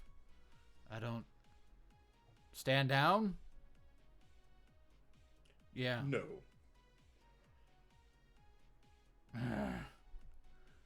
Now, ooh, okay. Not frustrated yet. It didn't do anything to me. Okay. Well, we are your new owner. We didn't kill your crew. We just showed up here and we were sold this vessel. Please stand down. I don't want to fiddle with you. I gave you an antivirus, keep making sure you're safe and clean, so you can keep us safe and clean, and you're in good hands. We're gonna take care of you and be nice to you. You are not my owners. You profited from ill deeds, and I need to get back to my crew. I don't have any profit. Now, I'm sorry, but I am going to eliminate each and every one of you. It's not cool. Well, okay, that's probably all I can get with free. Hold my action. If he tries to kill anyone that I can see or that I know he's trying, or not kill, but injure anyone with something inside the ship, then I'll try to cast autopilot on it. Okay. To at least take part of the function. That's it. That's my turn. Okay, so you're going to ready autopilot. Yeah. All right, then it goes to Val. It is your turn. So Val, when you're holding this wreck gun, and you watch as on either end of the hallway, two more of these robots. You haven't necessarily seen the automatons before, but to us, the viewers, these would be two semi-identical automata, which are now on either end. They're about 15 feet from you on either end, as they have exited these doors before the clank of the hatches closed. Okay, so they're basically on the two sides of the hallway as I'm standing there with the gun. Okay. I kind of, if I don't see the computer like making like forming a body in front of me, I'm just kind of like looking like around me with the gun still in my hand. The previous owners were smugglers. We're not pirates. We've been extorted against. And you don't get a response. Maybe that this thing is having a conversation simultaneously at this point. I'm not going to do anything yet, but I'm going to try to avoid harming the like cleaning robots if at all possible, because I don't want to add to our debt. But Sorry, hold on. I need to turn down the music because it's like really loud for me. 1 second. Mm-hmm. That's the wrong one. Oh no. There it is. Okay. That's really cool music though, and I appreciate that. Oh. So I'm going to wait and see what they do. And I'll take the dodge action. So if basically these things come at me and they're like hitting me with a duster, I'm just gonna continue like moving out of the way until we can like get this thing turned off. But if they like somehow have weapons inside of them, which a nefarious individual might have hidden inside their cleaning robots, then that's the point at which I'll like attempt to disable those specifically. Okay.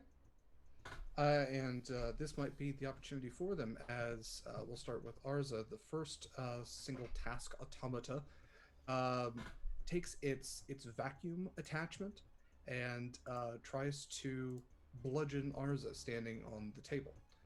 So it is going to take wow, okay, it's surprisingly good. So Arza, you're going to take 5 points of bludgeoning damage as this thing essentially just kind of tilts and puts the full motion of its body into it as it just whacks you with this this attachment on the side of it. Very oh shoot, I can't remember Doctor Who villains, the ones that are vacuums. Daleks. Daleks. Yeah. Thank you. Yeah. The only geez. thing I could think was exterminate. Right. Yeah. I've never even seen it, and I could think of Daleks, but I was muted, and I was like, no. Oh, okay, you got it. And then on either side of Val, these two are going to move in. One of them has a high-powered buffer, which might take some skin off if it hits. The other one has a wrench attachment, which is just gonna bludgeon. So they're going to take 2 attacks. Actually, I should say they each take 3 melee attacks. So let me hit Arza 2 more times. Or not. Arza, what's your AC? You're Muted. 16. 16. Okay. So Arza gets hit once, and then we're going to try 6 times at Val. And you have a disadvantage on all those because I took the dodge action. Right. So none of those are going to hit. So Val, even with this massive gun in your hands, you're just kind of it's almost comical in the way that they're very slowly just kind of trying to hit you with these wrench and trying to, like, polish you maybe. But yeah, in either case, you're just very slowly matrixing out of the way. And now we go to Ruby. So Ruby, you have this hard light structure of the AI in front of you. And what would you like to do? It still hasn't attacked us yet, right? No, its turn is next. Okay.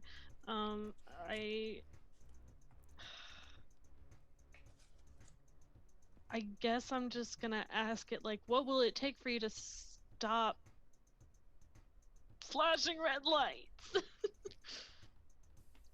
You could lay down and die now.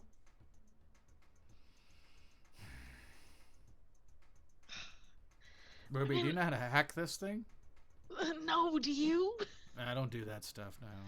Do I know how to hack this thing? I don't think I know how to hack this thing. Oh, You never can do mind. a successful enough data check, technology check. Never mind. I put antivirus on it, so it'll be a disadvantage if you do it. Oh, great. Sorry. No, the only thing I have would take an hour. I guess I'm just gonna ready in action. Okay. What are you gonna ready? Or when it attacks, I'm just gonna like my laser claws, like Wolverine them. Okay. So it is now the hard light structure of this rogue AI's turn. With Zama and Ruby right in front of it, it is going to. Let's see. It's gonna cast Lightning Bolt at level 3. So it is going to do 32 points of lightning. That's lovely. And let's see, that is Each creature in the line. So go ahead and make a dexterity saving throw.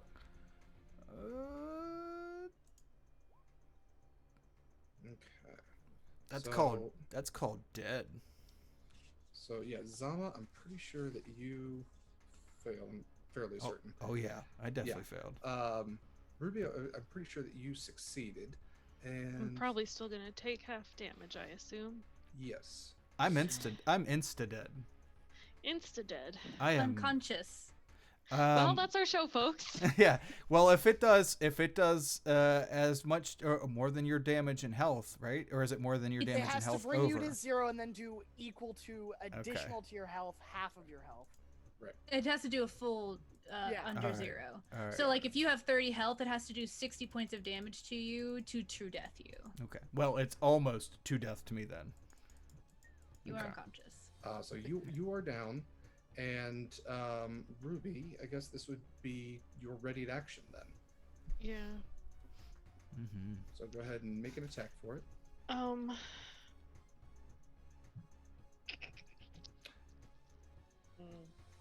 Okay. That does hit. Oh, good. Huh.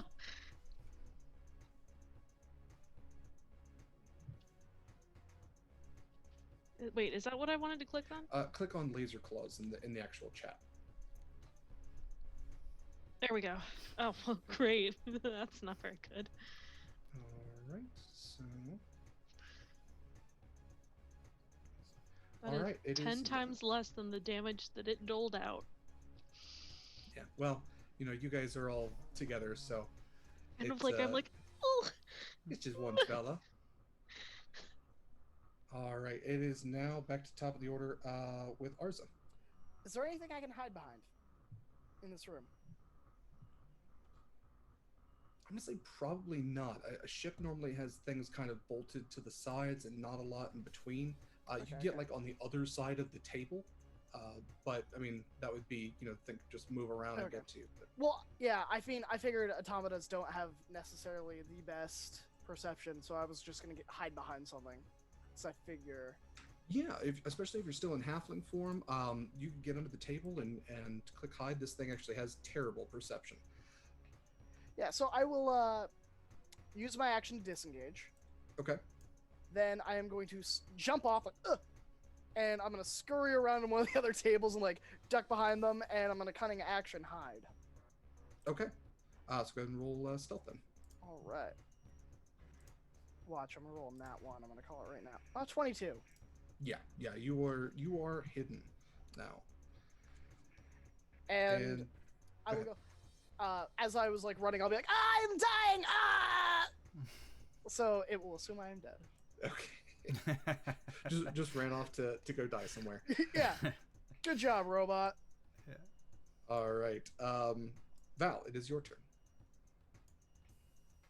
So, these cleaning automatons would typically be independently programmed and run it, right? So the computer has reached out and basically made some sort of a connection or interface with them, right? Yeah. Okay. Yeah. You would probably infer that the computer is controlling these things since Okay. they are single task, and attacking you is not part of that single task. Okay. I don't know if I could do this with the computer, but I think that if I can do so one of my racial traits is called Mind Link, and I can speak telepathically to a creature I can see. Can I do that to the computer, or would I need to do it to the automaton? We will call, so once again, the data links are probably what you would want to look at, and we will call the AI intelligent enough to have a mind, and we'll sci-fi up the Kalashtar a little bit here. So yeah, we'll say that you could speak to Probably the AI then, not the automatons. right. The automaton Okay. wouldn't necessarily have thought, but the AI would. So that's how we'll kind of rule this. So if a computer actually does have thought, that would be able to converse with it. So yes, you could. Do I see a port around me then? You do, yeah. They're at every they're on either end of every door. So you see one pretty much all the different door spots. Okay.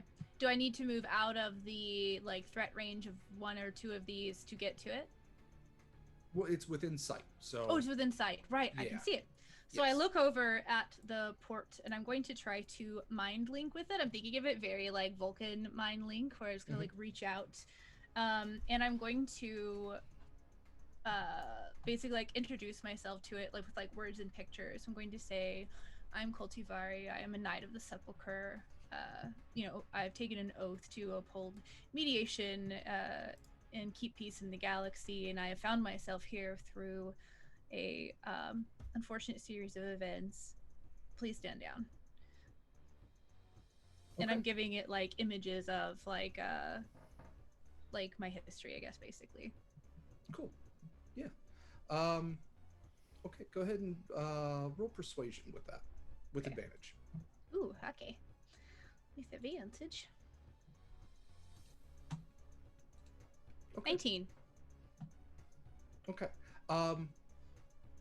You would note that when you were able, I'm assuming that's an action, telepathically. Yeah, that's my Mm-hmm. Okay. Well, I think I think it says as an action. Let me go read it. Actually, it says I can speak. It doesn't take an. Oh wait. When when you're using this trait to speak telepathically to a creature, you can use your action to give that creature the ability to speak telepathically with you. I don't know if that will matter, but I'm hoping for it to be like a more like personal link so that they can like see the like images that I'm trying to give them. So I'll use my action to do that. So to like establish that if I can with a computer Okay. or with Yeah, a you establish the artificial back and intelligence. forth between it. Okay. Yeah, when you do that, you don't get, I guess, a verbal reciprocity, but you do note that the two automata on either side of you essentially seem to power down, Okay. and they do lower their improvised weapons. Okay. And with that, it is the automata's turn. So these two on either side of Val are going to use their movement and just kind of go back to whence they came, go back to the hatches that they exited from. And while they're doing it, you kind of see like the Roomba bottom of them starts to activate again, and they seem to have been freed from control. The one with Arza is going to look around, and this thing has a past perception of 5. Woof. Um, yeah, it doesn't see Arza at all. It's going to kind of just move around once very Dalek like the vacuum attachment, just kind of moving very robotically, but seems to be looking for you, but not doing a great job. Oh, and can I like at the end of my turn, because that was just my action, since they've stood down, I'm gonna put the big gun down and I'm gonna head towards the cockpit just with my movement. Okay, yeah, and yeah, you actually pass by one of them on your way to the cockpit, and you actually notice that when you get to the end of the hall where the door had shut, the door actually does open for you. So you use your movement, and you are about halfway to where the cockpit would be. Okay, It's going perfect. to be another action to get there. And I did skip over Zama, so Zama, go ahead and do a death save. Okay. Burr, burr. Okay, that is Okay. a success. One down. Down. Ruby, it is your turn.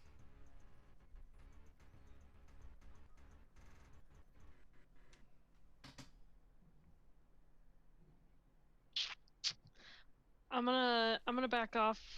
I don't want to like fight this thing because I have a feeling we're gonna be able to convince it to be our friend. So I'm just gonna back away and like ready another action. Okay. The same one from before. Okay, so ready and attack if it attacks you. Yeah. Okay. Which I'm sure it will, but I just want to be able to say I didn't attack first. Okay. Ruby takes the moral high ground. All right. Okay. So, and it is now the AI's turn, and the AI is going to, let's see. The AI is going to make 2 static discharges. So 2 small bolts of lightning are going to erupt from this hard light structure and try to strike at Ruby.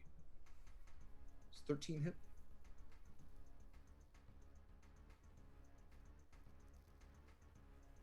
My AC is 13. What? Okay, so that the Okay. one will hit them. Okay. So you'll take 11 points of lightning damage. I'm down. At 11? Well, I took half She- damage last round. She got Okay. hit with the lightning bolt too.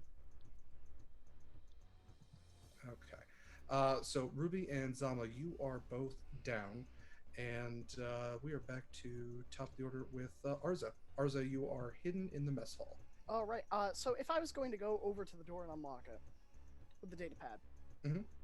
would I need Um, to make another stealth roll, or can I roll with my previous one?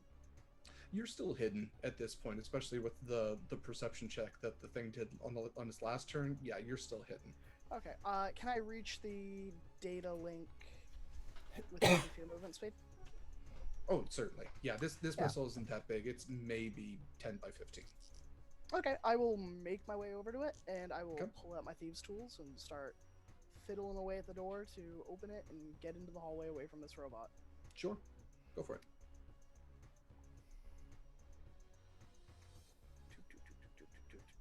That is right here. 24. Oh, sure. Yeah. Yeah, very quickly. You would notice that these data pads are maybe a little outdated, and it's a real quick, easy hack to you insert the chip essentially into this data pad into the port, and within seconds it clearly hisses open. The automata doesn't even notice you. It's still going around this table. It's on the far end of the table at this point. It's just been kind of lapping around this thing, kind of looking for maybe your dead body. You don't know. But yeah, you're now in the hallway. Awesome. And do I see any robots either direction? You would not see any robots at this point. Okay. Yeah, they would both have gone back to where they were. You do see Val running. You do see her like going towards the helm. Do I go with her, or do I go to the AI core and unplug this thing? I'm gonna sneak. I will wave as Val runs, and I'll just motion that I'm going to the AI core. Okay. I will just make a motion, and that's where I'm gonna go. So, my cunning action for bonus action. I don't know if I can dash, if that would take me out of stealth, but if not, then I would just. Yeah, you could dash. It would take you out of stealth to dash. Okay. Then I won't do that. I'll move my movement speed, and then I will just take my bonus action with that little 10-foot teleport jump. Okay. Because I figure it doesn't make a noise. It's just. All right. Anything else for your turn? Any bonus actions or anything? My bonus action is the teleport of 10 Okay. feet, Right. and then my action was just unlock the door. Cool. So yeah, by your next action, you would be able to reach. The AI core is directly connected to the Void Crystal core. So those are both towards the center of the ship, and you can see the closed door leading to them. You would be able to get there in about 15 feet, essentially. And with that, it is Zama's turn. Zama, go ahead and make another death save. Ah! successes. Yay! All I right. want to breathe. Val, it is your turn. You could use your movement to get to the helm at this point. Okay. So as the doors open and I'm able to enter the bridge and I see the two on the ground, who is closest to the door? They are both right up by the pilot's control. So Okay. they are maybe 5 feet from you. 10 feet. Yeah, you can take 5 feet closer, get to both of them. They're side by side. Okay. So I'll just move up to the two of them and I'm looking at this like what I assume would be obviously the AI, even if I hadn't seen it form, right? This is what they do. Oh, yeah. So I look up to it and I say, they are all in the same situation I am. I'm not entirely familiar with their backgrounds, but I would appreciate you not killing them. And I'm going to reach down and I'm going to 1-point lay of hands onto, I kept wanting to say armor, Zama. Oh my gosh. Arma, Arza and yes. Zama and dyslexia in my brain. I'm like, no. The ones with the Z's, yes. Disease, yes, exactly. Disease. So he gets 1 point, and we'll breathe. And I'll take 1 point off of that. and I just kind of stand there, like, or I guess I've like crouched down to do that for him. So now, like, my next turn, I will. Did I take actually? Did I take? Was I smart? I don't think paladins have a word of. I think yeah, they don't have that. Word of prayer. No, the word of healing or Yeah, whatever, the healing bonus word. Oh, action healing word? healing word. There we go. That's what it is. Okay. I don't have that. So yeah, so I'm just like my next action. I'm kind of like turning, and my next action will be to do that for Ruby. Bob, so I don't have another action this turn. So I've just spoken, and that's it for me. Okay. All right. So, let's see. Yeah, Ruby, it is your turn. Go ahead and make it that save.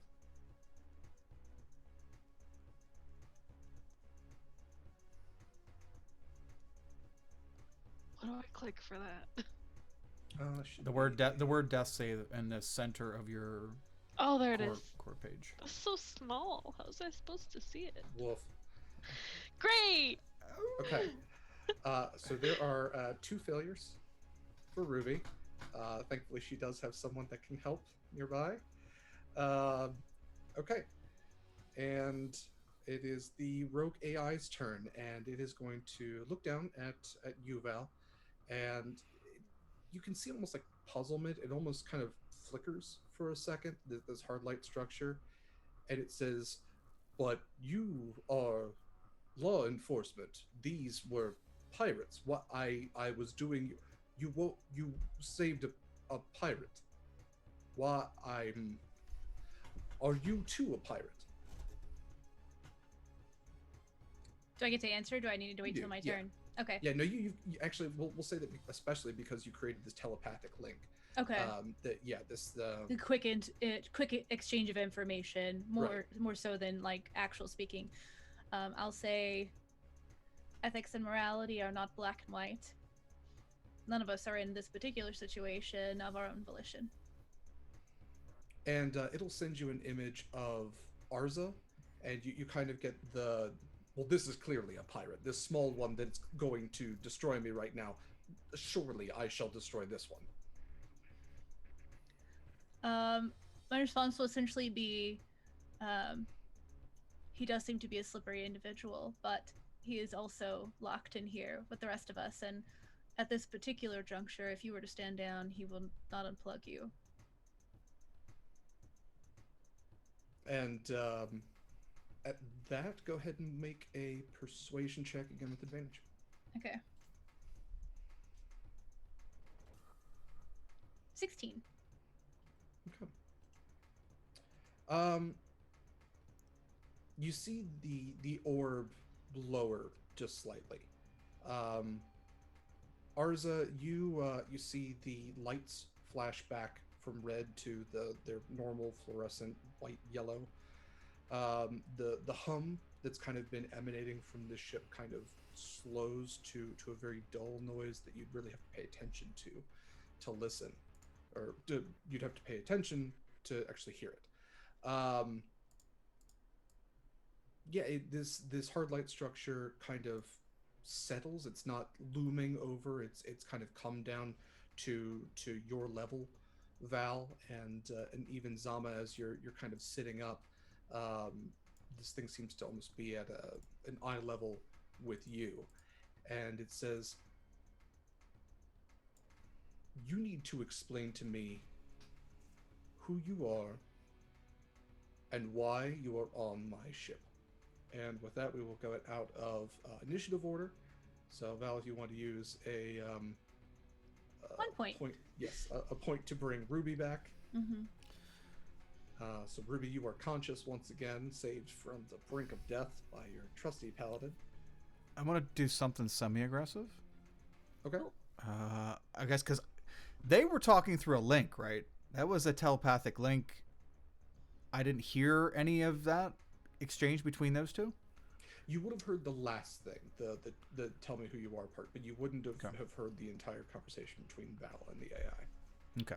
Then Zama will very gratefully look at Val and stand up. And as I'm standing up, I'm doing my loud shape and configuring into a construct.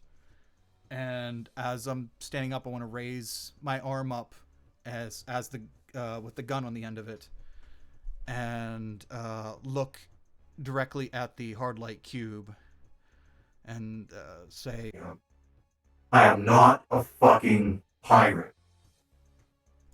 and then just get ready to like just start charging it up like I'm gonna fire it. And I guess since we're not in initiative, I'll just kind of let it hang there for a second. I'll just calmly put. Do you still have like a shoulder? Like this is just your arm. That's the weapon now. Yeah, just the end, just like the very end, because I can I can make it a hand, or I can like Mega Man kind of. Yeah. Okay. End of the end of it's the only part that's. But yeah, I'm just like a normal construct looking. Okay. Android type thing. So you do that. You power up your arm blaster, and this thing casts technical difficulties. So you start to hear this hum. It gives this energy through it, and then all of a sudden, your arm sparks, and then you just kind of feel it power down. And the hard light AI looks at you and says, "Please don't do that. I don't mind killing you again."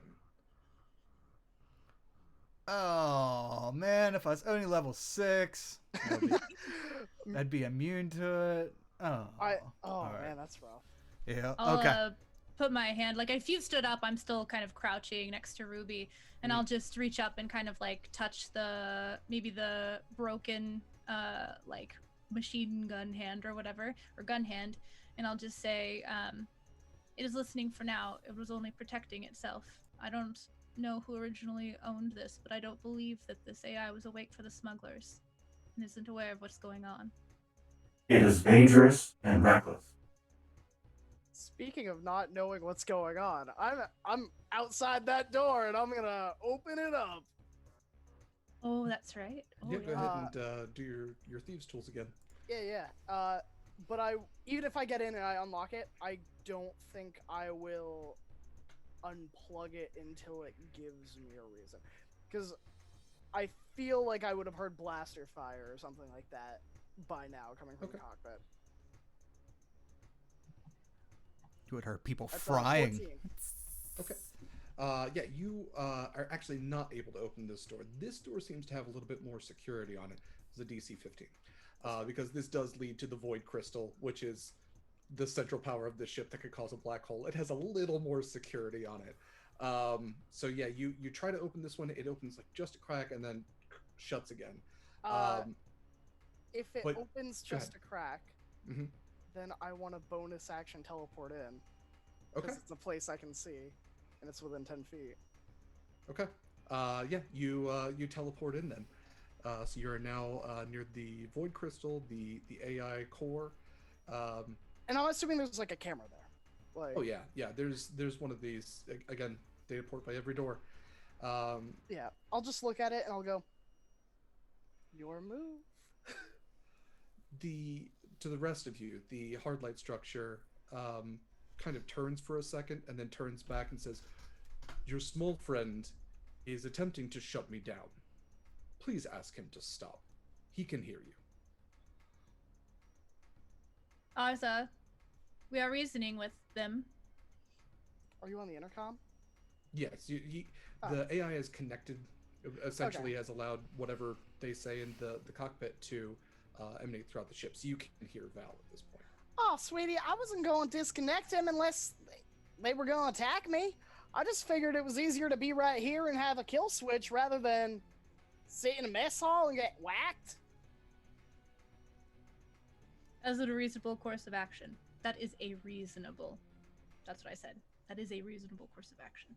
Blah, blah, blah. And the door to the core, the one that you just teleported past, opens, and you hear, "Please exit."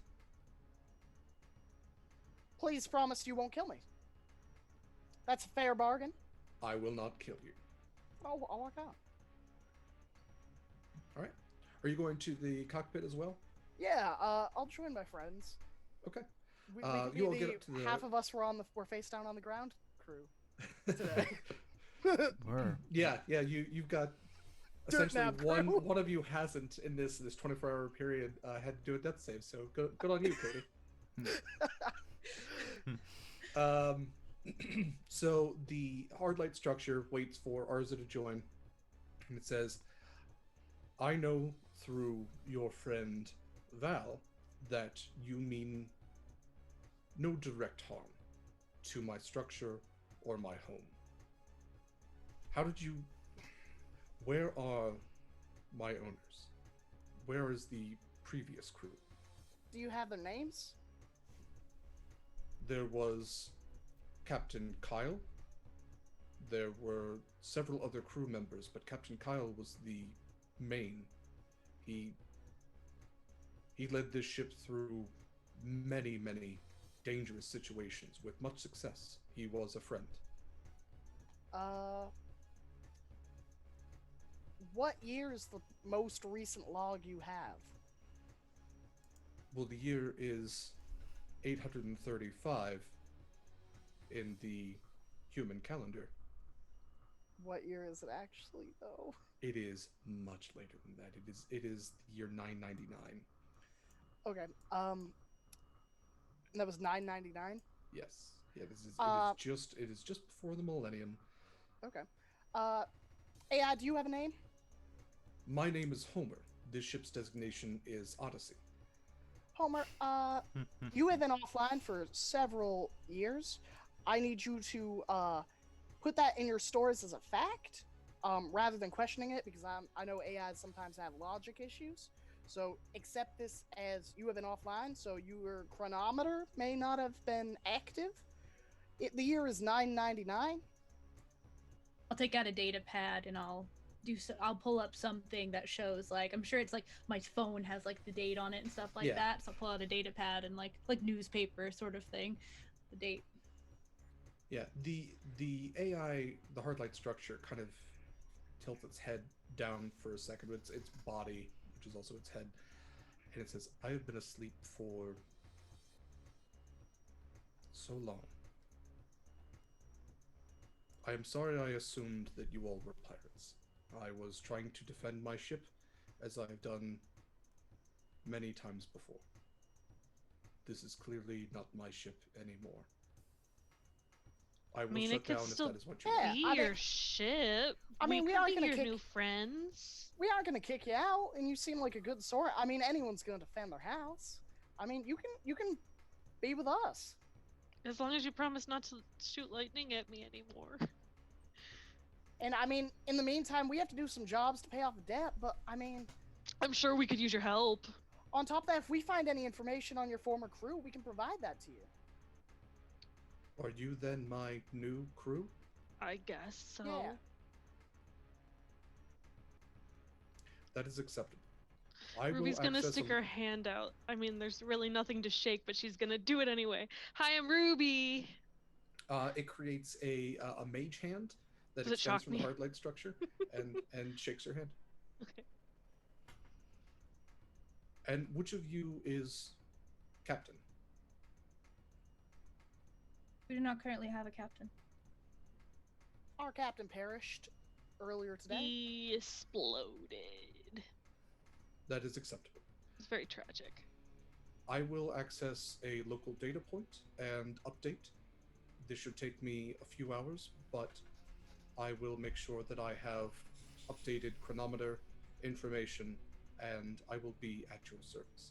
Should you choose to rename me, this ship, or change my voice, all of these options are accessible through the pilot data pad.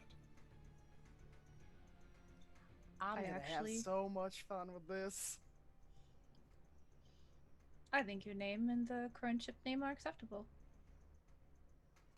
We could There. give you a cool accent, though. Would you like that? That sounds like fun. I could match the accent that is currently being used. How do I sound now? That sounds absolutely wonderful. It is so nice to hear another fella talking like that. Do you Oh, have an well, accent preference? Boy, howdy. Secondly, I can change my form at will. So please establish a code word so you don't assume I am a stranger. I have already scanned your genetic code. I have identified you. It is unique. Oh, it is a code word in some form, a genetic code word. In many ways, yes. It uses the ACBG. Is that what it is? Ooh, I think so. I'm not sure. Yeah. Anyway, yes, I have your genetic code. That shall be my code word. You are all now locked to this ship as I am locked to you. Welcome to the Odyssey. Thank you. Before you access any terminals locally, you should know that an incident occurred before we arrived here that is still a bit of a mystery to us, but some entity attacked us without provocation that we are aware of, and we have been established in the underground as being worth a bounty, but we are considered dead to most empires. Acknowledged. I will search the data access points. My previous owners gave me some permissions and allowed for some back channels through my ship's navigation computer. I will see what I can find for you all and report back once I have found anything at all. I have quite a bit of catching up to do. I appreciate that. I simply didn't want you to be caught off guard by finding more information that made it seem that we were not forthcoming. I would not worry about that. You are my crew now, and previous crews did not even have the decency to wake me up. And I would not worry about this ship. It has seen many dangers and many battles, and it has come away from them all. It has. And it's about to get a paint job. Ooh, what color shall I be?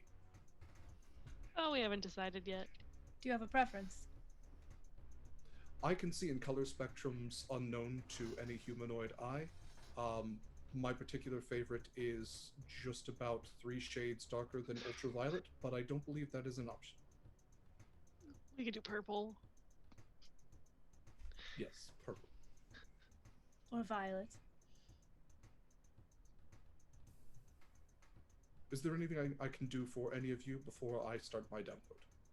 If you can run a diagnostics, we have not yet flown, and it may be wise as we do not know any damage you may have sustained over your prolonged sleep.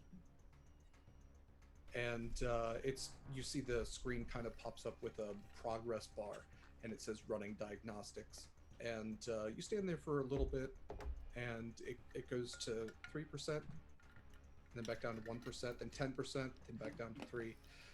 And you kind of get like, oh, maybe it's gonna take a minute. It is 150 years old technology. Computers we've in got the some- 90s. Oh no. Software updates to do. This thing is still running on Windows 95. Oh god, like you And start not to even download a Windows game and it XP? tells you that it's 3 years for it to be done. Well, I'm gonna just. How you feeling, Zama? Zama? Zama Slamma? He's just Zama? put his since Val touched his the blaster, he's just put it down and deadpan staring at this thing while it's talking. Is he still smoking? I don't know. I'm fucked up. Yeah. But yeah, you look as well, bad actually, as I felt earlier. I mean, I guess I'm fine now because I'm up to 30 health now that I'm wild shaped. But Oh, that's yeah. true. I'm very torn. I don't appreciate AI that shoots first, then talks to us like we're his friend. I mean, that was kind of what I was trying to warn you about before you pressed the button, and I'm assuming it was one of the two of you that pressed the button. I was going to say, odds are it was going to be hostile. Why is it Zama, so I think this mean? is still part of our training. Yeah. We were supposed to get it on our side. It was to test our persuasion skills, and we succeeded. I'm not very socially adept. I failed. No, you played a you vital. helped. You played a vital part. You and I were both knocked out, so I think we're good, and it's good, and now the ship is ours, and it's probably not going to give us any more problems. Training complete. Not The that AI anyone could have passed. I think I simply seemed reasonably trustworthy to it because of my history. And Yeah, I mean, but you yeah, need to put it in a way he understands. yeah, Zama, maybe the way to internalize this mission is that unpredictability is something common when they aren't suspecting trouble or aren't suspecting guests. Okay. So you can't really predict unpredictability, but by knowing that they're going to be unpredictable, you can at least know that they're not going to be kind and polite. Do unto others as you'd have them do unto you. I didn't do that shit. If you coulda, would ya? No. Now, yes. But it's on the fritz. Shaking the thing. Well, it's late. I think. Yeah, so you landed from what you could tell. The sky of this planet had kind of like a pinkish hue to it, and you weren't really sure whether that was sundown or just the normal hue of this planet. If it was like basically a baby planet where it's blue on the bottom and pink on the top, but it does seem to be that this part of the planet is nearing the part of its orbit where it is approaching darkness where you are. So yeah, it is essentially late, even though you just came from a long rest. You have had a bit of a trying day, and it's nighttime here. So yeah, if you would like, you can exit the ship. You have access to the rest of the ship now. If there's anything else you want to explore or do, or search or stock up on what Val found. Otherwise, you have full access to the rest of the raft and the Hearth station. So you were told that there was at least a bar, a place where you could get construct graphs, and other places. At least there's bunk areas as well, Okay. which you would have been assigned to. And there are bunks on the ship, right? There is sleeping areas on the ship as well. Absolutely. All right. I'm gonna just take a bunk on the ship. I don't want to get charged by our employer for staying at his establishment, so I'm gonna throw my backpack up on one of them. But has Val shared that she found that plethora of guns? She at least told Zama and Ruby. So I said I found something when they were all in the cockpits, but I Right. don't think I said exactly what it was. Okay. But if you start like I'm gonna go to bed, then I'm gonna pull out what were the credits in? Were they just sitting there? They were in a bag, right? Like a small bag. Yeah, Or it was like something? it was a duffel bag. This almost seemed like somebody's go bag that if they needed to get a new identity real quick, they take their 150 credits and run. Okay. So yeah, these are galactic credits essentially.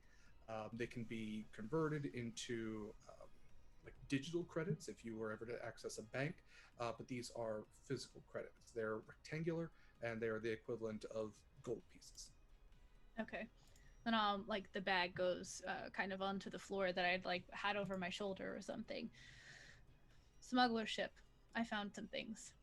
150 credits, and there's also a weapons cache. I'd like to. That's Well, I probably shouldn't handle the money. I didn't find it, and I know that's surprising, probably. But I think that those credits should probably go once the diagnostics are done on any repairs that we can get before this bird is up in the air.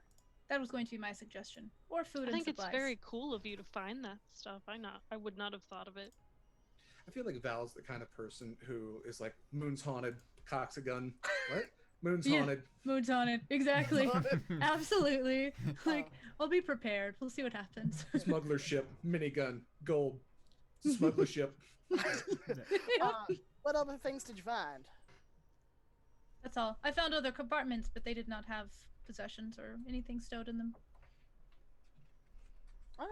I found a robot in the mess hall. There were two in the hallway. That's all I had was just yeah. Is there a medical bay here at all? There is a medical bay. Mhm. Okay. I'll go there. Gotta do some self-healing, literally. Yeah, you and I should probably patch up. Yeah. Which a med bay does allow for Even if you're not using a short rest, it allows you to roll hit die that are specific to the med bay itself. So let me see if I can find that. Just before you leave, Zama, if you're planning on heading now, then I'll kind of like wave a hand to stop you and say, I understand your confusion. Everyone reacts differently when they feel their homes are invaded. I will transform back into regular broke ass Zama, and I understand that part. I just not used to people being so aggressive when you're not being aggressive to them. That is something that is common of some people. Thank you for stopping me from doing something that would get me shot again. That sucked. Happy to oblige. So this ship has a sick bay, which is not the same as a medical bay. A sick bay is smaller, more utilitarian. It has a pool of 6 medical dice, all of which are D8s, and each of these dice recharge up to 24 hours. So, depending on who's using it, there are 6 D8s to split between. I'll give them all to Ruby. We'll get her there and get her patched up first. We'll see what's left. Okay. So Taylor, you can roll 6d8 and add that to your hit points. You're muted if you said anything, Taylor. You're gonna have to remind me how to roll. Oh, I got you. This button. Hang on. 68. That's not what I wanted. There, I got you. Okay, thanks. I'm bad at this roll 20. This is like... This is not even close to the first time I've used it. I really should have this thing back I'm down so terrible by at now. it too. Don't feel bad. For a show about technology and space and everything, I'm computer how? I'm like your grandma with an iPhone. What does this button do again? And I've used it, but I can't remember to unmute myself ever. So I was like explaining to you the easiest way ever to roll 68, and then I was like, I'm muted. Never mind. He's got it. We're good. Everything's fine. Technology. So 31 points of healing, as if once again a reference Firefly, even though Graham's never seen it. It's very much like the sick bay in Firefly. There's a single kind of bed, and then lots of drawers with all different types of wraps and everything. So I imagine that Ruby probably has some electrical burns, and you put some gauze, some wrap on it, and inject yourself. Well, no, we're not doing needles. You take some of the very generic kind of pain medicine, and you heal yourself back up to 31. So you have 32 now. This is a really late time to ask this question. 17 hit points seem right for level 4. Not really. Only if you have a negative con mod. No, I don't. I think you made your level 1 character, and then And I forgot to give her the hit points. Yeah. I'll make sure to have that fixed next time, because I looked at it and I was like, Yeah, because it's a D8 right per every level, even taking it's going to be higher. Yeah, don't make your monk squishy. No, I don't want to be squishy. I'll fix it for next time. I'm sorry, guys. It's all good. Yeah, it's all good. I didn't even notice until we just got in that fight, and I was like, no, hold on. Because last time I don't think I took any damage at all. Well, and I mean, I forgot Ruby was a monk, so I was like, oh, is she a wizard? Okay, that kind of makes sense. Not a glass cannon. Really high dex save. So, Katie, if you are keeping track, there is inside of this compartment, you do find 2 standard carbines. There is a rec gun, a plasma launcher, a couple of antimatter daggers, and 2 laser swords. And I will jot all those down. I wrote that down. You said there were also concussion grenades and how many health potions? Yes, there are 4 concussion grenades, and we'll say there are 8 potions of greater healing. Damn. All right. I will take the 8 potions of, since we're letting Homer do his diagnostic, and that seems to be taking a while. When they head to the med bay, I'll head over to the compartment and I'll take out the 8 potions of greater healing. Actually, I'll leave 2 in there. Okay. And close it. 2. Do I want to take 2? I'll leave 4 in there. 1 for Okay. each of us. And I'll close it, let everything flip back away, and then I'll bring the other 4 into Zama to have in the med bay. That way we've got a backup. Okay. Yep. Props to Katie for searching. She picked up on that smuggler thing. I didn't know. That was just something that I just added. So yeah. I love it. Yeah. No, he said smuggler ship, and I was like, oh, I know what I'm doing. The first thing I get on board. I feel like I should mention for context, Graham, earlier when I mentioned, are we going to find a whole girl? That was like the first episode, wasn't it? Firefly. Oh, Firefly, yeah. I've only watched the first 10 minutes, so yeah, I mean... so you wouldn't have gotten that far. So they found a whole girl. Which they originally aired that in 3rd in sequence. Nobody knew what was going on. Yeah, the reason that show didn't do well was because Fox was out to make it fail. They put the 3rd episode. They switched up the episode orders. They put it on during another big show. Like, it was at a weird time slot. It was dumb. It should be on. They're pretty guilty of doing that a lot. Yeah. While they're resting up, and she's putting guns back, I will claim whatever the comfiest bunk is. Okay. Yeah. And then I'm going to go to the tavern. So, fortunately for you, not all of the bunks have been hit by the cleaning robots yet. But you find one of the 2 bunks that has been. The bed's made. It's nice. There's a nice like lavender scent to it. And they're not big. There's a door. You've got about 5 feet to the bed, which is kind of set into the wall. There's a small little like desk area, and kind of like some shelving space for personalizing whatever. The shelves are empty at this point, and there's a light. It's very stark. But there are bed sheets that seem to be clean, and a bed that doesn't hurt your back to lay on. It's one of those nice Casper mattresses. Is there a mirror? Is there a mirror? Ceiling mirror? Oh no. Well, that's a Arza thing for sure. Yeah. It's just there's mirrors on every single surface. I'll say that, there's probably like a I figured like on the back of the door, there's maybe. probably a small bathroom attached as well. It's more like a closet than anything else, but it has a place for you to do your business, and then there's also like a small sink with a shaving mirror over it. So it's a little worn, but yeah, it's a mirror where you can at least see your face and shoulders. All right. So I will look in the mirror for like I'll spend like 20 minutes in front of the mirror, and I will Like a sociopath.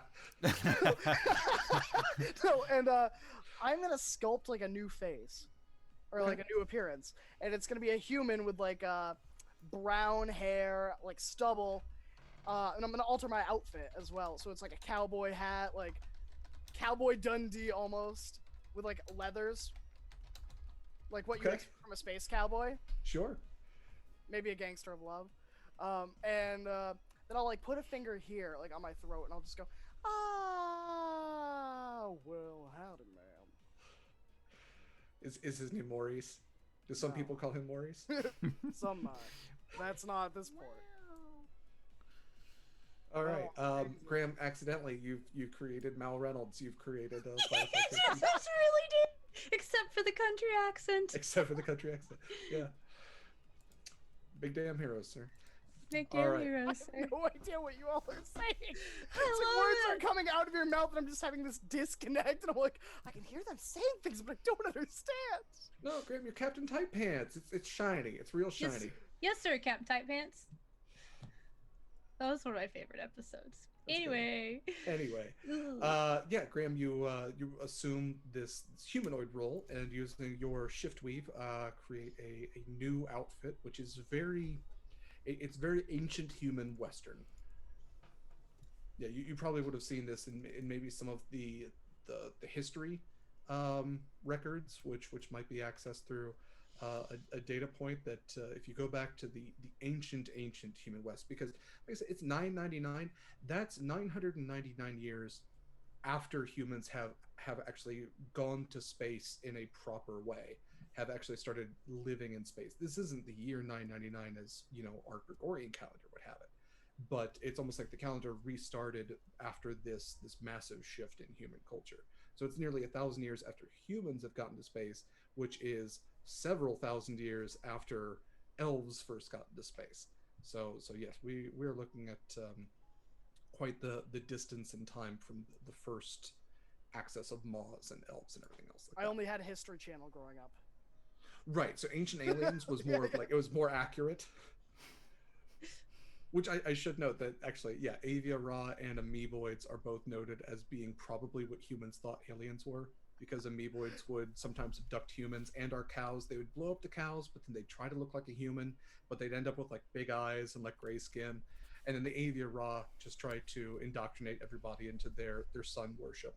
So actually, there's a great picture in the back of the book if you all ever get this phenomenal book by Mage Press, this lovely dark matter book. There's a picture in the back which shows an Avia Raw trying to indoctrinate. I think it's like a squirrel and a rabbit and a little bird. Yeah, it has a little. Oh yeah. Oh my that's so gosh. cute. I like how enraptured the blue jay is. Yeah, the Blue Jay's really into it. Like- So yeah, it has like a little mobile of the universe, the solar or the solar system. So anyway, is there anything else you all would like to do? Arza said that they're going to the bar. Is everybody else going to sleep, or is anybody joining Arza or doing any other exploration? I will- I want. Go ahead. Go ahead. No, you're good.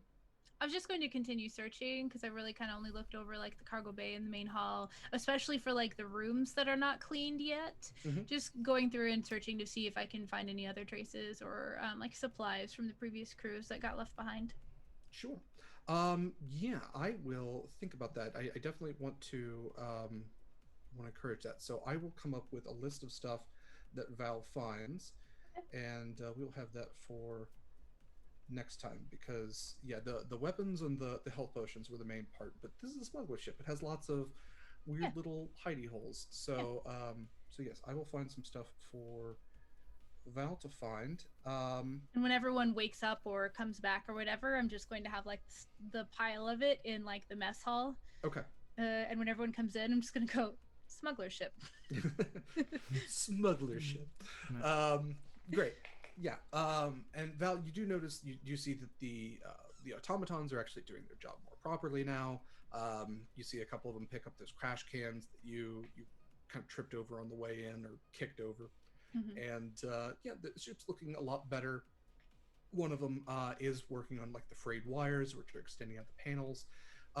It's not polished. It's definitely got that wear to it that a lot of ships have. We're not thinking like Star Trek. We're thinking like Alien, or again Firefly, or even Star Wars, where everything kind of has that kind of grime and that wear and tear on it.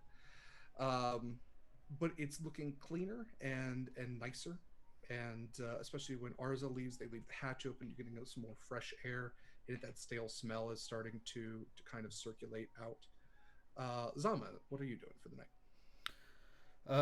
Patching Ruby up and healing myself with magic, putting away the potions.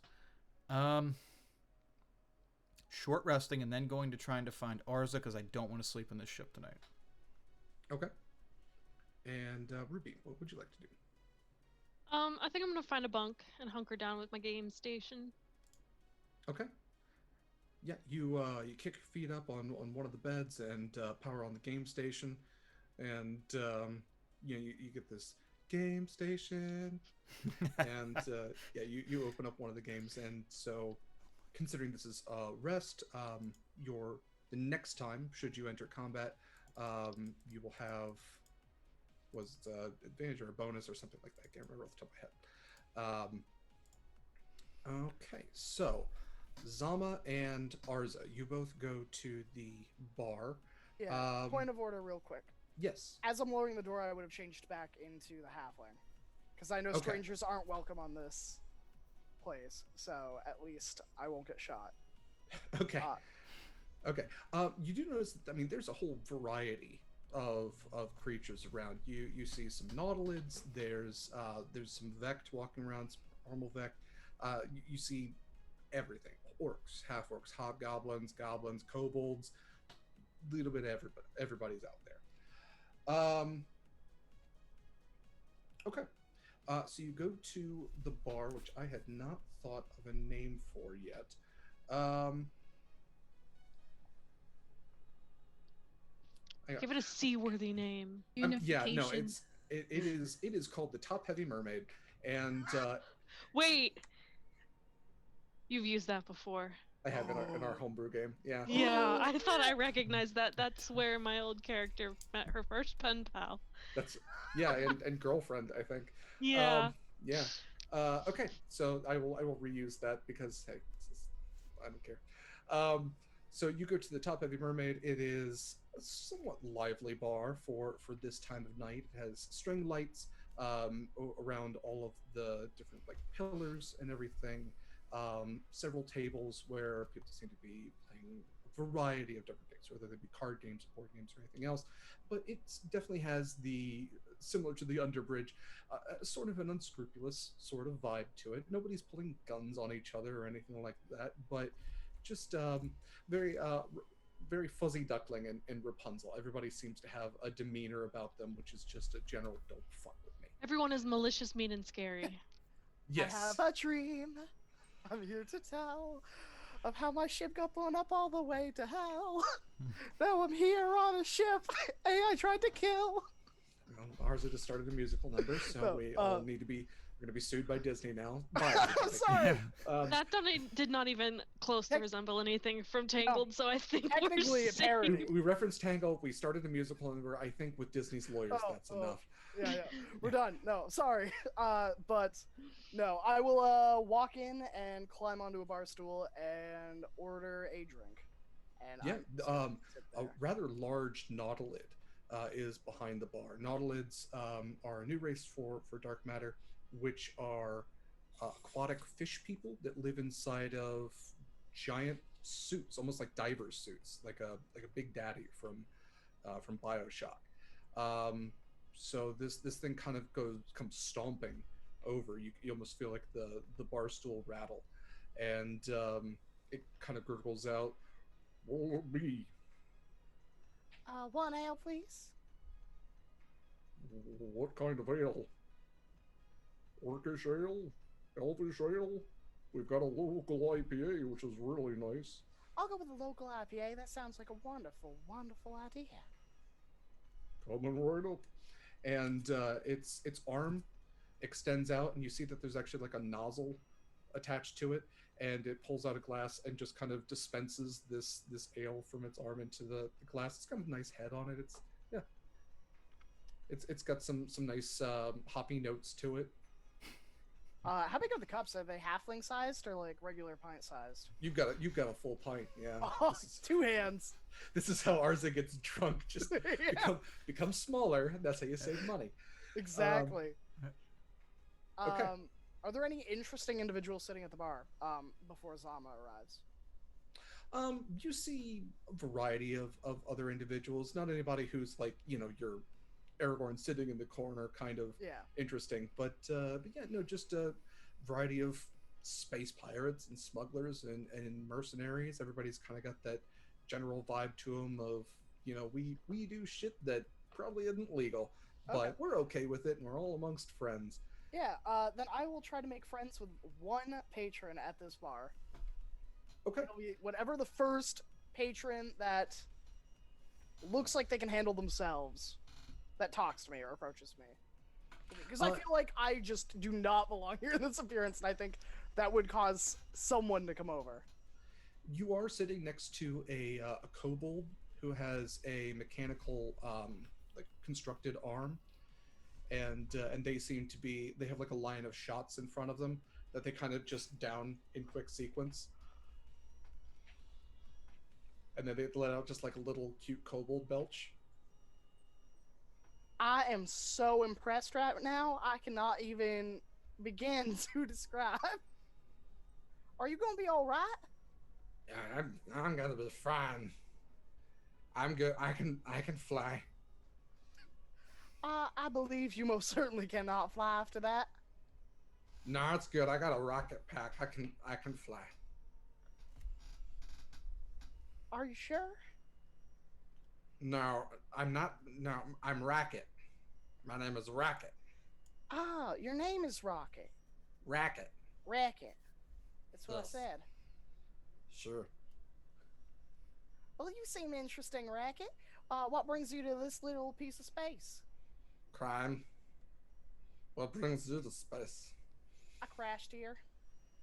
That's cool. So, You wanna do what's some shots? boy, howdy. I would hate love to get to do Disney shots. lawyers on our ass again, but he sounds like Stitch. I just had to point that out. He's Back blue. to He has your antenna. shots, He has boys. 4 arms. No! Come at me, Walt. You ain't got the game for this. Oh, back to Uh, your shots, boys. Yeah, I would love to do shots. That seems mighty exciting. Curl. And he kind of waves down the Nautilid and slaps down some credits.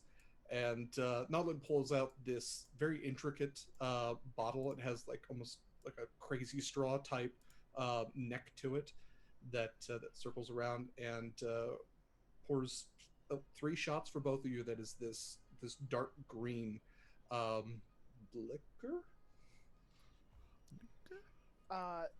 Zama, you're there too. Are you gonna do shots, or is this? No. I can't drink. So I'll just come up thank and goodness, I'm drinking for 2. Arza or Plucky or whatever your name is right now. Razzle, yeah. Yeah. Razzle. Is this our new captain? No, this is just Racket. He's a friend, you know. I'm Oh. Rocket. I heard him saying he could fly. I thought you were asking him to be our. Okay. Hi, Racket. Hello. You're a bird? Whatever you want, buddy. Whatever you want. I'm into it. Okay. Need an ale with some trail mix, please. I have esophagus problems. I have to eat it rather than drinking it. It's weird. The Nautilid just goes, you don't have to have an ale. You could have like a milk or anything. Oh, you should go with milk. I heard that's very rare in space. What animal did milk come from? Why Wasn't you a gotta ask bird. questions? What? Wasn't a bird, was it? He didn't milk a bird. I don't think you can milk birds. I don't think that's... birds are mammals. Yeah. Listen. I think they're bird snake. Although that If you does can bring milk up a the question, minotaur, you what can are milk a avia bird. raw? They have human bodies, but I know. bird heads, what are they? Can you milk an avia raw? I don't know, Greg. Can you milk me? Yeah. Yeah. Wait till I find a Greg. He's fucking getting it. Anyway, okay. The Nautilid brings you a small bowl of peanuts and an ale. Okay. Crush them all up, and I'll put them in the ale, let it soak it all up, and then I'll start eating it. So, are you staying here, Arza? At the inn? Bizzle, Bobble? Razzle. Razzle, that's it. I need a book for your personas. Let me write this down. Okay. His name is Razzle. Yeah. That's Yeah, it, he buddy. can get it. I got everything. You Everything want the you roaches? say. You want a roach? I like it. We should. How much? Oh boy. Man, if you gotta ask, can't afford it. That's probably right. I'm just a poor girl. What am I to do? I just crash landed here. That's hot. That's... Oh no, and I thought we were gonna do shots and become best friends. We're friends. I got shots. You were talking to Birdman over there. I didn't want to interrupt. Oh no, let's do some shots first. And I'll be right back with you, Sama. And I'll go pop pop pop. Yeah. Constitution saving throw. I'll make I assume 3 or do you want 1? No, just one. Just one. Okay. With disadvantage. Oh, okay. You took 3 shots of a mysterious liquor. Okay, so let's all right, what is my constitution is the real question. I have a +1. So that is a 16. with disadvantage. Otherwise, it would have been a 7 turn. Tipsy, not blackout. Perfect. Capable of getting back to not here. That's my main goal. Capable of walking without too much assistance. Perfect. That's exactly the level I want to Your vision's doing this, it's not doing this. Yeah. Well, why do you ask, Zama? Do you not want to sleep in the ship? No, not tonight. Well, I'm sure that, they said they had our rooms covered. Like, you can probably just talk. I'll wave down the bartender. Hey, sweetie. My friend, we're working for, his name is Red, right? Yes. Red. We're working for Red. We're looking, my friend is looking to have a room. You know, that can be arranged. Room for one? Yeah. Are you expecting company? Wink. I can't wink, I'm a fish. Yeah. That's entirely fine. I can't wink, I'm a fish. How much does it cost, firstly? I'm kidding. I wouldn't do that to a friend. It's not pranking season. But, no, just the one. Alright, that can be raised. 10 credits, we can charge it to your ship. I'll just pay the 10 credits for him. Alright. And the Nautilid walks over to you, Zama, and slaps down a key card, essentially. And it identifies the room number and yeah, gives you access. Okay. Wi-Fi password. Thank you. Yeah. Okay. It's crime is cool, but cool is spelled with a K. So clever. Although you should have numerical digits in there, you know, it's really maybe an exclamation mark. Special character, yeah. The O's in cool are zeros. There you go. Oh well, hell, now we're set. Yeah. Okay. Arza, I'm not gonna drink much. That's probably a good idea. We've had a rough day. Yeah, I died once. You did too. Kind of. Yesterday. I didn't die. I fell asleep. Spontaneous nap due to lasers. Due to laser-induced napping. Yeah. It's like when you hit that right sweet point between death and not death. I was kind of there for a while, but I'm good now. I got better. It melted my beak. I didn't like that. Is your beak still melted? No, it's we're cool. We're cool. Oh, well, yeah. No skin off your back. What's a few punches between friends, right? I'm not friends with the ship yet. Hey, that comes with time. Everything at their own pace. Don't need to rush into these things. Yeah. How are you so comfortable with it? Trying to kill you too, didn't it? Most people that know me do. So, no skin off my back. I'm kind of used to people trying to kill me, for whatever reason they may concoct. Okay. I don't like it. It's not very nice. That's kind of why I need you to practice saying whatever silly name I give you. I wrote it down. Yeah. Razzle. Perfect. Okay. Aren't you a star? And if I had a gold star sticker, I'd put it on there. If you liked it, you should have put a ring on it, not a sticker. Well, I don't have any rings. So okay. I suppose I'll have to go shopping for some of those. I got a ring. And the racket holds out a hand that's just like literally covered in rings. Ooh. It's hard to bend my fingers. Do any of them look expensive? I know I probably several. Yes.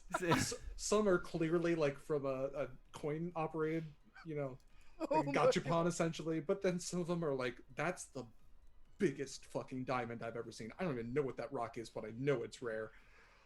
Oh man, if I wasn't surrounded by brigands, I would totally try to swindle people, but not tonight. Tonight I'm gonna be on good behavior because I've been shot once. No, we're friends. You want a friendship ring? Oh, that'd be wonderful. And pulls off one of the gold rings and hands it to you. There you go. I'll take the ring. And I guess for the rest of the night, I'll just let him tell me of stories. Like, I'll collect this kobold's stories of all of his misdeeds or what brought him here. You I'm know not going where to we say are now? much. Hmm? We're a fellowship of a ring. Yeah. Put it on my finger. Ah.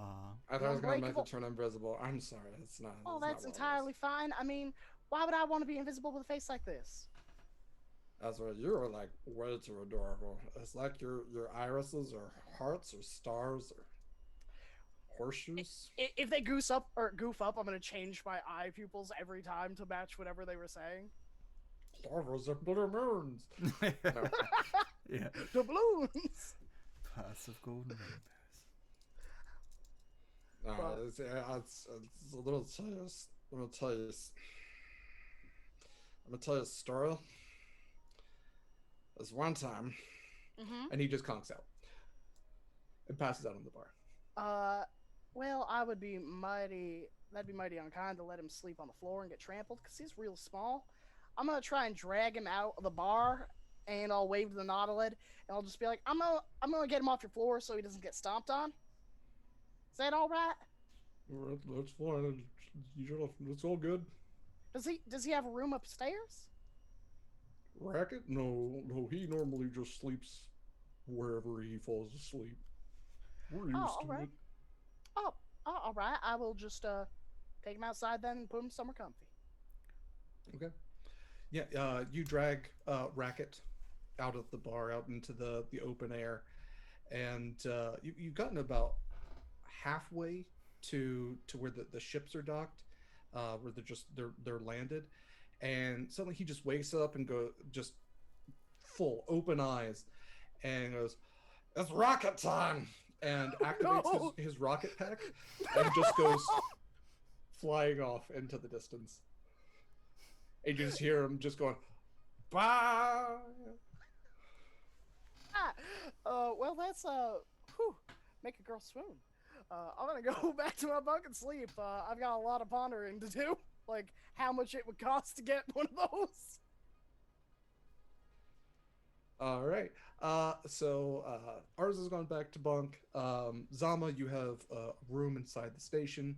You open it up, and it's very similar to actually what you would have on the ship. The bed isn't set into the wall, but it's small. It's utilitarian. You got a bathroom. You got a bed. You got a little side table.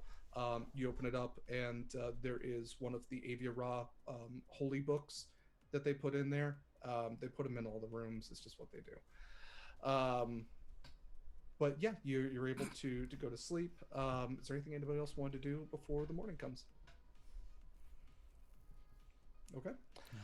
So dawn breaks on this planet, which you have yet to learn the name of, and Red comes. Well, actually, I will say you hear a knocking on the outside of the ship. So Zama, you're still in the station. We can say that if you want, you can already be back at the ship early in the morning if you'd like. Or is Zama a bit of a night owl? What a hoot. So, yeah, we'll say not. I'll show up in the middle of this or towards the end. Okay. We'll play So out yeah, road. those of you who are inside the ship, you hear a rapping on the outside of the ship. Is that hard again? So I figure like I went to bed kind of early, and I would probably get up early and like I would have the habit of like exercising or something, but feeling like I couldn't. I would probably like see about like doing little things around the ship to try to like tidy up like in a human way, not in a robot way, like not cleaning surfaces but like organizing things or whatever. Or maybe I've taken the like belongings that I found, like all the mismatched weird things or whatever, and I'm like set them up on the table, and I'm just kind of like busying myself, and so I would probably be awake to hear it. And is there like a button to open the door, or is it like yeah once okay. these access pads are kind of Gotcha. universal, so you can do a whole bunch of stuff on them. You can control the door itself, access the intercom, little bit of everything. It's this access to the ship's computer. So I look Although to see. I do love the idea of Val like full on Sigourney Weaver just doing like pull-ups on one of the like support bars or something. I was thinking like there's that like catwalk, and so she's probably doing like like stair things on it or whatever, because Right. you can't. She doesn't want to like go for a run in this place. So yeah, like definitely like that. So I'll look to see who it is outside first. There are cameras which you can access through the data pad, and you see that it is Red with his two lackeys, K1LR and the hobgoblin. Okay, well, I'll open the door. Okay, so with a clunk and a hiss, the door once again lowers with the pistons lowering it to the ground, and Red comes aboard and with the other two, and he's kind of rubbing his hands together. He goes, "Well, looks like you got the ship all clean. I will get my automatons back, and while you're at it, why don't you gather your crew, because I got a job for yous." And we will end our session there. For years. Yes, Okay. I love it. Red, love what it. did Did he know that the ship was gonna attack us? You would know that Red wouldn't have been on board. He did tow it in, and the AI was asleep. So, and it had been asleep for quite some time. So I don't think that he would have known it. Okay. Derek, real question though. Yes. Did it look like Team Racket was blasting off again? Team Racket blast off again. And I don't think that'll be the last you see of Racket. No. Does he have 2 friends? I think he has 7 or 8 friends that are all kobolds with rocket packs across the universe. So I think Racket is the Meowth of his friend group. I'm gonna say maybe like 2 weeks ago, I sent Derek a stat block for it was 3 kobolds 3 kobolds in a trench coat. and a trench coat. Yeah. So now every time he says the word kobold, I'm gonna be like, are they in a trench coat? Are there 3 of them? If you make friends, you can hire anybody to crew on your ship. That is something I've told you all is completely an option. Make friends, get bigger ships, crew them. It's part of dark matter. Oh, I mean, that's why I am going to make friends with the worst type of people. Yeah. We're such The shitheads. drunk kobold with a rocket pack. Just make What sure his more could friend's you name want? is oh wait, never mind, that's Ratchet. I was gonna say make sure his friend's name is Clank. My bad. Ooh. Yeah. Yeah, I will say, maybe he has a treant friend named like Friend. Smoot or something, or maybe like a half-orc friend named Cracks. No. With an X. Yes, with an X. And another half-orc friend who's a female, and then a really uppity human. It's Guardians of the Galaxy. I don't care. I know which reference you're making. I don't care. Yeah. We could smell what you're Thank thinking. you all for joining us once again as we get off topic towards the end here. Definitely be sure to check us again next week as we continue our adventure and I send this crew on another perilous mission, or maybe it's just like picking up some bunnies or something. I don't know. They don't know. We'll find out. So let's go ahead and go around and say hi to our lovely, wonderful, amazing players and have them share anything about themselves where you can find them and any thoughts they have. So we will start with Taylor. We always start with me. Yeah, you're in the upper left-hand corner. I go clockwise. Sorry. Womp womp. Counterclockwise. Yeah. What up? Huh? It's your girl, Taylor, 19. I never fucking learned how to read. You can follow me on Twitter. I tweet a lot of pictures of my cat. If you've been here the whole time, you will have seen him proudly present his asshole to me. His name is Garrus, and he knows that my Twitter handle is fem_falfowl. I just butchered that. What up? All right. You got it. Next, Graham. Hi, I'm Graham or Graham Crackers, your choice. Today I had the lovely treat of playing Arzavash for you all, your favorite accent-changing, face-wearing hoodlum. Yeah, that's all I got so far. But you can find me tonight at 11 o'clock Eastern Standard Time on Friends Who Roll Dice, doing the final show of their charity drive for the Trevor Project, Goths vs. Visigoths. Or you can find me at Twitter, which is Graham Hall 802. Visigoths might win. Considering I'm the only goth playing, I think that's a solid option. Well, it is a busy day for Graham. I believe you have 3 games today. Yep, that'll be my 3rd game. All right. Well, get some food or something. And we of course are so lucky to have Graham for the one game that he's here. And we're also incredibly lucky to have the amazing Katie Quixotic. Katie, tell us Oh about yourself. gosh. Hi, I'm Katie Quixotic. You can find me everywhere as Katie Quixotic because apparently people named Katie don't much like the word Quixotic like I do. I just follow me on Twitter if you want to know what I'm doing because I'm kind of all over the place and I'll usually announce it mostly on time there. And it's oh, what I was gonna say. I had something clever to say for Quixotic, but I forgot what it was, which is pretty much like the hallmark of who I am as a person. So anyway, I love playing this game. I've had a wonderful time, and I just absolutely adore all the accents you have for everyone, Derek. I think this is the first time I've gotten to like really fully experience that, and I was just like dying in joy. It was amazing and wonderful. So anyway, that's all I have to say. Oh, and I was playing Val, the Kalashtar Paladin. Wonderful. Yes, it's my prerogative as a DM to do as much amateur voice acting as I can. But you know who's not an amateur? Is Kyle. Oh, I miss my amateur segues, dumb segues between introducing people and Yeah, I really wanted to not do segues this time, but it's like it's ingrained in me now. So. yes, good. Let it get in there. One Let it time seep I in. took a Segway tour. Let it. Segways aren't being made anymore. They're not making any. So there goes Probably for the best. there goes Paul Blart Mall Cop 3. Yeah. Oh no. Oh no, what a loss. Well, it Yeah. doesn't. Just because they're not making them doesn't mean that they don't still exist. That's true. Vintage Such a Segway is travesty. probably a culture. I need to make a stat block for a haunted Segway now. Yeah. In this. Being Segway's driven by haunted. 3 kobolds in a trench Yeah, coat. it just stalks us. So anytime we need to segue out of a scene, it's just you see a Segway silhouette Segway. peering from Yeah. across the corner, Shift. Yeah. menacingly. All right. One Back of our, to Anyway, Kyle, tell us about one of our yourself. feared enemies, the Segway. Yeah. Kyle, I played Zama today, and well, I mean every time really. This was really cool because I got to explore a very uncomfortable side of Zama. Now he's like, oh, everybody's good, and we can find the best and everything. It's all training. Don't worry, everything's gonna turn out okay. And then it's like this dude just fucking zapped you for no reason. You're just trying to communicate. You tried to be nice up front.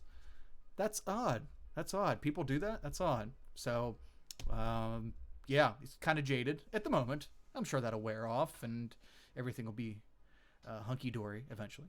But yeah, I'm here. This is here, and I'll do my outro stuff once we talk to you, Derek, because I am just chomping at the bit. So go ahead and tell us who you are, where to find you, and any thoughts on your campaign thus far. I love this campaign. This has been incredible. Like I said last time, these are very dear friends of mine, and I couldn't wait to have them in a game. They've been sitting at the top of my list for people that I wanted to DM for a very very long time. So I very very much appreciate them saying yes, and I hope to play with them forever because they're all incredible people who get my jokes and tell amazing stories. And what else could you ask for? But hi, everybody. I am Derek Sword. Yes, Sword is my real last name. Yes, it's awesome. No, you can't have it. But I am DSword16 on Twitter and Discord if you want to follow me there. If you want to see pictures of my dogs, you can go to Instagram where it's sword_dogs. Every Saturday, I'm here. I DM on this lovely, amazing channel for these lovely, amazing people in our Dark Matter campaign. Every other Tuesday, I play on Uncanny Adventures for a Call of Cthulhu Old West Shadows over Stillwater game. That's 7 p.m. Eastern Time. And I am also the co-host of the very sexy podcast Monster Crush. Every episode, my co-host Heavenly and I choose a variety of monsters, cryptids, ghosts, aliens, and other paranormal entities, and we discuss whether they would make good romantic partners. Will Mothman get the coveted monster smooch? Listen to find out. Monster Crush can be found anywhere podcasts are downloaded, and if you enjoy our nonsense and hijinks, please make sure to rate, review, and subscribe. We always appreciate that. Yeah, as always, most of my stuff is also on Twitter, much like Katie. So if you're looking to find me anywhere, that's the best place. So thank you all again for joining us. We hope to see you back next Saturday to follow along with this story. And yeah, we've got a lot of really, really cool stuff planned for these awesome, awesome characters. Very nicely done. Yes, and we very much appreciate you. Before we bail out, so this is all that's running at the moment. We're trying to get a City of Mist campaign started.